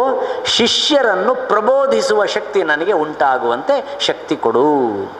ಟೀಚರ್ಸ್ ನಮ್ಮ ಭಾರತದವರು ಇನ್ನು ತಮಗೆ ಸಿಕ್ಕುವ ಮಕ್ಕಳಲ್ಲಿ ಈ ಶಕ್ತಿಯನ್ನು ಪ್ರಬೋಧಿಸುವ ಶಕ್ತಿಯನ್ನು ಭಗವತಿ ಕೊಡಲಿ ಅಂತ ಪ್ರಾರ್ಥಿಸ್ತಾ ವಂದನೆಗಳು, ನಮಸ್ಕಾರ. ಉತ್ತಮ ಶಿಕ್ಷಣ ಯಾವುದು ಮತ್ತು ಶಿಕ್ಷಣ ವ್ಯವಸ್ಥೆ ಹೇಗಿರಬೇಕು ಎನ್ನುವುದರ ಕುರಿತು ನಿರರ್ಗಳವಾಗಿ ಮಾತನಾಡಿದಂತಹ ತಮಗೆ ಧನ್ಯವಾದಗಳು ಸರ್. ಇದೀಗ ಈ ಕಾರ್ಯಕ್ರಮದ ಅಧ್ಯಕ್ಷತೆಯನ್ನು ವಹಿಸಿಕೊಂಡಿರುವ ದಕ್ಷಿಣ ಕನ್ನಡ ಜಿಲ್ಲಾ ಕನ್ನಡ ಸಾಹಿತ್ಯ ಪರಿಷತ್ತು ಮಂಗಳೂರು ತಾಲೂಕು ಘಟಕ ಇದರ ಅಧ್ಯಕ್ಷರಾಗಿರುವ ಶ್ರೀ ಮಂಜುನಾಥ ಎಸ್ ರೇವಣ್ಕರ್ ಸರ್ ಅವರು ತಮ್ಮ ಅಧ್ಯಕ್ಷೀಯ ನುಡಿಗಳನ್ನಾಡಬೇಕಾಗಿ ಕೇಳಿಕೊಳ್ಳುತ್ತೇನೆ. ಈಗ ತಾನೇ ಇಂದಿನ ಶಿಕ್ಷಣ ವ್ಯವಸ್ಥೆ ಬಗ್ಗೆ ಎಲ್ಲ ಶಿಕಾರಿಪುರ ಕೃಷ್ಣಮೂರ್ತಿಯವರು ಭಾಳ ಸವಿಸ್ತಾರವಾಗಿ ಹೇಳಿದ್ದಾರೆ. ಅವರಿಗೆ ದಕ್ಷಿಣ ಕನ್ನಡ ಜಿಲ್ಲಾ ಕನ್ನಡ ಸಾಹಿತ್ಯ ಪರಿಷತ್ ವತಿಯಿಂದ ಮಂಗಳೂರು ತಾಲೂಕಿನ ತುಂಬು ಹೃದಯದ ಅಭಿನಂದನೆಗಳನ್ನು ಹೇಳಲಿಕ್ಕೆ ಇಷ್ಟಪಡಿಸ್ತೇನೆ ಸರ್. ಈಗ ನಿಮ್ಮ ಜ್ಞಾನ ಈ ಜಗತ್ತಿನಲ್ಲಿ ಬೇಕು. ನಿಮ್ಮ ಜ್ಞಾನದಿಂದ ಎಷ್ಟೋ ಜನ ಒಂದು ಪುರಸ್ಕೃತರಾಗಿ ಈ ಜೀವನದಲ್ಲಿ ಒಳ್ಳೆ ರೀತಿಯಿಂದ ಇದ್ದಾರೆ. ಯಾಕೆ ನಾವು ನೋಡ್ತಾ ಇದ್ದೇವೆ, ಎಲ್ಲಿ ಹೋದಲ್ಲೂ ಶಿಕಾರಿಪುರ ಕೃಷ್ಣಮೂರ್ತಿಯವರು ನಮಗೆ ಗುರುವಿನ ಸ್ಥಾನದಲ್ಲಿ ಇದ್ದು ನಮಗೆ ಒಳ್ಳೇದು ಮಾಡಿದ್ದಾರೆ ಅಂತ ಹೇಳುವಂಥ ಒಂದು ವ್ಯಕ್ತಿ ಇವತ್ತು ಶಿಕ್ಷಕ ದಿನಾಚರಣೆ ನಮಗೆ ಸಿಕ್ಕಿದ್ದು ನಮ್ಮ ಭಾಗ್ಯ ಅಂತ ಹೇಳಲಿಕ್ಕೆ ಇಚ್ಛೆ ಬಯಸ್ತೇನೆ. ಹಾಗೆ ಇವತ್ತಿನ ಸನ್ಮಾನಿತರಾದಂತಹ ಶ್ರೀಕೃಷ್ಣ ನೀಲಮೂಲ್ಯವರು ಭಾಳ ಸಿಂಪಲ್ ವ್ಯಕ್ತಿ. ಇನ್ನು 8 ತಿಂಗಳಲ್ಲಿ ಅವರು ರಿಟೈರ್ಮೆಂಟ್ ಆಗ್ತಾರಂತೆ. ಅವರು ಪರಿಸರವನ್ನು ಬೆಳೆಸಿದ್ದಾರೆ. ಅಂತಹ ಶಾಲೆಯಲ್ಲಿ ಇದ್ದು ಆ ಶಾಲೆಯನ್ನು ಅಭಿವೃದ್ಧಿಪಡಿಸಿ ನಮಗೆ ಸನ್ಮಾನಿಸುವಂಥ ಭಾಗ್ಯ ಕನ್ನಡ ಸಾಹಿತ್ಯ ಪರಿಷತ್ ಮಂಗಳೂರು ತಾಲೂಕು ಘಟಕ ಸಿಕ್ಕಿದ್ದಕ್ಕೆ ನಾನು ಅವರಿಗೆ ತುಂಬು ಹೃದಯದ ಅಭಿನಂದನೆಗಳನ್ನು ಸಲ್ಲಿಸ್ತೇನೆ. ಯಾಕೆಂದರೆ ಮನುಷ್ಯನ ಜೀವನದಲ್ಲಿ ಏನು ಬೇಕಾದರೂ ಮಾಡ್ಬೋದು, ಆದರೆ ಒಳ್ಳೆ ವ್ಯಕ್ತಿಗಳನ್ನು ಸನ್ಮಾನಿಸುವಂಥ ಒಂದು ಭಾಗ್ಯ ಸಿಗುವುದು ಸಹ ನಮ್ಮ ಭಾಗ್ಯ. ಸರ್ಕಾರ ಅಟ್ಲೀಸ್ಟ್ ರಿಟೈರ್ಮೆಂಟ್ ಆಗುವ ಸಂದರ್ಭದಲ್ಲಿ ಆದರೂ ಗುರುತಿಸಿದ್ದಾರೆ. ಇಲ್ಲಾದರೆ ಒಳ್ಳೆ ವ್ಯಕ್ತಿಗಳನ್ನು ಗುರುತಿಸುವಂಥ ಶಕ್ತಿ ಗೌರ್ಮೆಂಟಿಗಿಲ್ಲ. ಯಾರು ಇನ್ಫ್ಲುಯೆನ್ಸ್ ಮಾಡ್ತಾರೆ ಅಂಥವ್ರನ್ನ ಸನ್ಮಾನಿಸುವಂಥದ್ದು ಶಕ್ತಿ ಗೌರ್ಮೆಂಟ್ ಸರ್ಕಾರಕ್ಕಿದೆ. ಮತ್ತು ಈಗಾಗಲೇ ಶಿಕಾರಿಪುರ ಕೃಷ್ಣಮೂರ್ತಿ ಹೇಳಿದರು, ಶಿಕ್ಷಣದಲ್ಲಿ ರಾಜಕೀಯ ಬರಬಾರ್ದು. ಶಿಕ್ಷಣದ ರಾಜಕೀಯ ಬಂದ ತಕ್ಷಣ ಶಿಕ್ಷಣ ಹಾಳಾಯಿತು. ಶಿಕ್ಷಣದಲ್ಲಿ ಅಂತ ಹೇಳಿದ ಒಂದು ಮಕ್ಕಳಂದರೆ ಒಂದು ದೇವ ಸ್ವರೂಪ ಸಮಾನದವರು. ಮಕ್ಕಳನ್ನು ನಾವು ಯಾವ ರೀತಿಯಾಗಿ ಬೆಳೆಸಬೇಕು, ಯಾವ ರೀತಿಯಾಗಿ ಬೆಳಿಬೇಕು, ಅದು ಶಿಕ್ಷಕರಲ್ಲಿ ಬೆಳೆಸಬೇಕು. ಶಿಕ್ಷಕರೇ ಬೆಳೆಸಬೇಕು. ಅದರಲ್ಲಿ ರಾಜಕೀಯದವ್ರು ಯಾರು ಈಗೀಗ ನಾನೊಂದು 5 ವರ್ಷ ಹಿಂದೆ ಯಾವುದೇ ರಾಜಕೀಯ ಇಲ್ಲ ಇತ್ತು ಶಿಕ್ಷಣದಲ್ಲಿ. ಈಗೀಗ ಆ ಸರ್ಕಾರ ಬಂದರೆ ಈ ರಾಜಕೀಯ, ಈ ಸರ್ಕಾರ ಆ ಪುಸ್ತಕ ತೆಗೀರಿ, ಈ ಪುಸ್ತಕ ತೆಗೀರಿ, ಈ ಪುಸ್ತಕ ಬದಲಾವಣೆ ಮಾಡಿ, ಈ ಪುಸ್ತಕದ ಬದಲಾವಣೆ. ಅವ್ರಿಗೆ ಏನು ಮಾಹಿತಿ ಇದೆ? ಸರ್ಕಾರ ಯಾವುದೇ ಒಂದು ಕಾನೂನು ಮಾಡಬೇಕಾದ್ರೆ ಶಿಕ್ಷಣ ತಜ್ಞರನಂತ ಶಿಕಾರಿಪುರ ಶಿಕ್ಷಣ ತಜ್ಞನಂತ ನಾವು ತಗೊಂಡು ಪುಸ್ತಕವನ್ನು ಮಾಡಿದರೆ ಅದರಲ್ಲಿ ಇರುವಂಥ ಒಂದು ಶಕ್ತಿನೇ ಬೇರೆ. ಇಂಥ ಒಂದು ಕಾರ್ಯಕ್ರಮದಲ್ಲಿ ನಮ್ಮಲ್ಲಿರುವಂಥ ಒಂದು ಶಕ್ತಿಯನ್ನು ಬೆಳೆಸಿದಂಥ ಶಿಕಾರಿಪುರ ಕೃಷ್ಣಮೂರ್ತಿಯವರಿಗೂ ಹಾಗೂ ಶ್ರೀಕೃಷ್ಣ ನೀಲಮೂಲ್ಯವರಿಗೆ ನಾನು ತುಂಬು ಹೃದಯದ ಅಭಿನಂದನೆ ನಾನು ಮಾತನಾಡ್ತೇನೆ. ಜೈ ಹಿಂದ್, ಜೈ ಕರ್ನಾಟಕ. ತಮ್ಮ ಅಧ್ಯಕ್ಷೀಯ ನುಡಿಗಳಿಗೆ ಧನ್ಯವಾದಗಳು ಸರ್. ಇದೀಗ ಕಾರ್ಯಕ್ರಮದ ಕೊನೆಯ ಹಂತ ಧನ್ಯವಾದ ಸಮರ್ಪಣೆ. ಈ ಕಾರ್ಯಕ್ರಮದ ಯಶಸ್ಸಿಗೆ ಕಾರಣಕರ್ತರಾದಂತಹ ಎಲ್ಲರನ್ನು ವಂದಿಸುವಂತಹ ಸಮಯ. ಈ ಕಾರ್ಯಕ್ರಮವನ್ನು ನೆರವೇರಿಸಲಿದ್ದಾರೆ ಶ್ರೀ ಗಣೇಶ್ ಪ್ರಸಾದ್ ಜಿ ರವರು. ಎಲ್ಲರಿಗೂ ಆತ್ಮೀಯ ನಮನಗಳು. ಇಂದಿನ ಈ ನಮ್ಮ ಸುಂದರವಾದಂಥ ಕಾರ್ಯಕ್ರಮಕ್ಕೆ ಮುಖ್ಯ ಅತಿಥಿಗಳಾಗಿ ಆಗಮಿಸಿರುವಂಥ ಡಾಕ್ಟರ್ ಶಿಕಾರಿಪುರ ಕೃಷ್ಣಮೂರ್ತಿಯವರು ಅಬ್ರಹಾಂ ಲಿಂಕನ್ನ ಮಾತುಗಳನ್ನು ಹಾಗೂ ಇನ್ನಿತರ ಮಾತುಗಳನ್ನು ಉಲ್ಲೇಖಿಸುತ್ತಾ ಪುಸ್ತಕದ ಹುಚ್ಚು ಹಿಡಿಸಿ ಅಂಕದ ಹುಚ್ಚು ಬಿಡಿಸಿ ಅಂತ ಹೇಳುವಂಥ ಮಾತನ್ನು, ಅದರಲ್ಲಿ ತುಂಬ ಅರ್ಥ ಇದೆ. ಈ ಚುಟುಕುಗಳಲ್ಲಿ ನೂರಾರು ಅರ್ಥ ಬರುವ ರೀತಿಯಲ್ಲಿ ಈ ಒಂದು ಇದರಲ್ಲಿ ತುಂಬ ಚಿಂತನೆಗಳು ತುಂಬಿದಂಥ ಮಾತುಗಳನ್ನು ಇವತ್ತು ನಮ್ಮ ಮುಂದೆ ಹೇಳ್ತಾ ಈ ಉಪನ್ಯಾಸವನ್ನು ನಮಗೆ ನೀಡಿದ್ದಾರೆ. ಅವರಿಗೆ ನಾವು ಈ ಸಂದರ್ಭದಲ್ಲಿ ನಮ್ಮ ಮಂಗಳೂರು ತಾಲೂಕು ಘಟಕ ಕನ್ನಡ ಸಾಹಿತ್ಯ ಪರಿಷತ್ತಿನ ಪರವಾಗಿ ತುಂಬ ಹೃದಯದ ಕೃತಜ್ಞತೆಗಳನ್ನು ಸಮರ್ಪಿಸ್ತಾ ಇದ್ದೇವೆ. ಹಾಗೆ ಇಂದು ದಕ್ಷಿಣ ಕನ್ನಡ ಜಿಲ್ಲಾ ಉತ್ತಮ ಶಿಕ್ಷಕ ಪ್ರಶಸ್ತಿ ವಿಜೇತರಾದಂಥ ನಮ್ಮ ಮಿತ್ರ ಶ್ರೀ ಕೃಷ್ಣ ನೀರಮೂಲೆಯವರು ಆಗಮಿಸಿ ನಮ್ಮ ಈ ಒಂದು ಪ್ರೀತಿಯ ಸನ್ಮಾನವನ್ನು ಸ್ವೀಕರಿಸಿದ್ದಾರೆ. ಅವರಿಗೆ ನಮ್ಮ ಪ್ರೀತಿಯ ಕೃತಜ್ಞತೆಗಳನ್ನು ಈ ಸಂದರ್ಭದಲ್ಲಿ ಸಲ್ಲಿಸ್ತಾ ಇದ್ದೇವೆ. ಹಾಗೆ ಉದ್ಘಾಟಕರಾಗಿ ಲಯನ್ ಶೀನಾ ಪೂಜಾರಿಯವರು, ಅಧ್ಯಕ್ಷರು ಲಯನ್ಸ್ ಕ್ಲಬ್ ಮಂಗಳೂರು, ಅವರು ಆಗಮಿಸಿ ನಮ್ಮ ಈ ಕಾರ್ಯಕ್ರಮಕ್ಕೆ ಸಹಯೋಗವನ್ನು ನೀಡಿದ್ದು ಮಾತ್ರವಲ್ಲ, ಅವರ ಪದಾಧಿಕಾರಿಗಳಾಗಿ ಈ ಕಾರ್ಯಕ್ರಮಕ್ಕೆ ಆಗಮಿಸಿ ಸಹಯೋಗದ ಜೊತೆಗೆ ನಮಗೆ ಅವರ ಸ್ನೇಹವನ್ನು ಕೂಡ ಹಂಚಿದ್ದಾರೆ. ಅವರಿಗೂ ಕೂಡ ನಾವು ಅವರಿಗೆ ಮತ್ತು ಎಲ್ಲ ಪದಾಧಿಕಾರಿಗಳಿಗೆ, ಲಯನ್ಸ್ ಕ್ಲಬ್ಬಿನ ಪದಾಧಿಕಾರಿಗಳಿಗೆ ಪ್ರೀತಿಯ ಕೃತಜ್ಞತೆಗಳನ್ನು ಸಲ್ಲಿಸ್ತಾ ಇದ್ದೇವೆ. ಈ ಸಂದರ್ಭದಲ್ಲಿ ನಮ್ಮ ಇಂದಿನ ಕಾರ್ಯಕ್ರಮದಲ್ಲಿ ಮುಖ್ಯ ಅತಿಥಿಗಳಾಗಿ ಆಗಮಿಸಿದಂಥ ಡಾಕ್ಟರ್ ಶಿಕಾರಿಪುರ ಕೃಷ್ಣಮೂರ್ತಿಯವರಿಗೆ ನಮ್ಮ ಪರಿಷತ್ತಿನ ಪರವಾಗಿ ಪ್ರೀತಿಯ ದ್ಯೋತಕವಾಗಿ ಒಂದು ಪುಸ್ತಕ ಸ್ಮರಣಿಕೆಯನ್ನು ಕೊಡಬೇಕಾಗಿ ನಮ್ಮ ಅಧ್ಯಕ್ಷರಲ್ಲಿ ನಾನು ವಿನಂತಿಸಿಕೊಳ್ತಾ ಇದ್ದೆ. ಅದೇ ರೀತಿಯಲ್ಲಿ ಇಂದು ಕಾರ್ಯಕ್ರಮವನ್ನು ಉದ್ಘಾಟಿಸಿದ ನಮ್ಮ ಉದ್ಘಾಟಕರಾದಂಥ ಲಯನ್ ಶೀನಾ ಪೂಜಾರಿಯವರಿಗೂ ಕೂಡ ನಮ್ಮ ಪ್ರೀತಿಯ ಪುಸ್ತಕ ಸ್ಮರಣಿಕೆಯನ್ನು ನೀಡುವಂತೆ ಅಧ್ಯಕ್ಷರಲ್ಲಿ ವಿನಂತಿಸಿಕೊಳ್ತಾ ಇದ್ದೆ.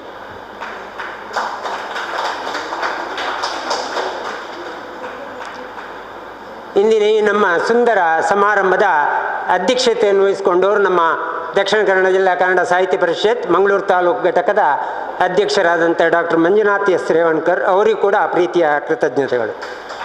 ಇಂದಿನ ಈ ನಮ್ಮ ಕಾರ್ಯಕ್ರಮದ ಮುಖ್ಯ ರೂವಾರಿ ನಮ್ಮ ಕ್ರಿಯಾಶೀಲ ಗೌರವ ಕಾರ್ಯದರ್ಶಿಗಳಾದಂಥ ಡಾಕ್ಟರ್ ಮುರಳಿ ಮೋಹನ್ ಚೂಂತಾರ್ ಅವರು ಒಂದೇ ದಿನದಲ್ಲಿ ಈ ಕಾರ್ಯಕ್ರಮವನ್ನು ಅತ್ಯಂತ ಶ್ರದ್ಧೆಯಿಂದ ಹಾಗೂ ಬಹಳ ಒಂದು ತಪಸ್ಸಿನಿಂದ ಈ ಕಾರ್ಯಕ್ರಮವನ್ನು ಮಾಡುವಲ್ಲಿ ಅವರ ಪಾತ್ರ ಬಹಳ ಹಿರಿದಾಗಿದೆ.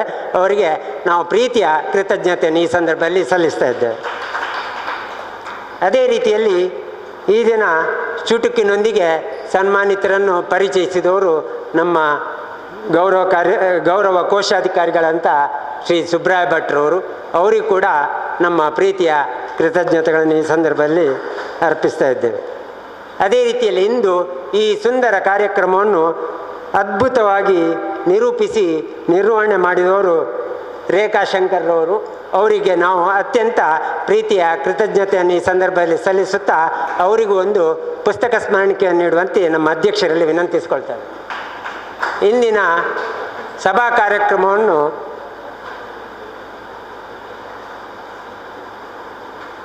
ಸುಶ್ರಾವ್ಯವಾಗಿ ಹಾಡಿ ಪ್ರಾರ್ಥನೆ ಸಲ್ಲಿಸಿದಂಥ ಶ್ರೀಮತಿ ಉಷಾಜಿ ಪ್ರಸಾದ್ ಅವರಿಗೂ ಕೂಡ ವಂದನೆಗಳು.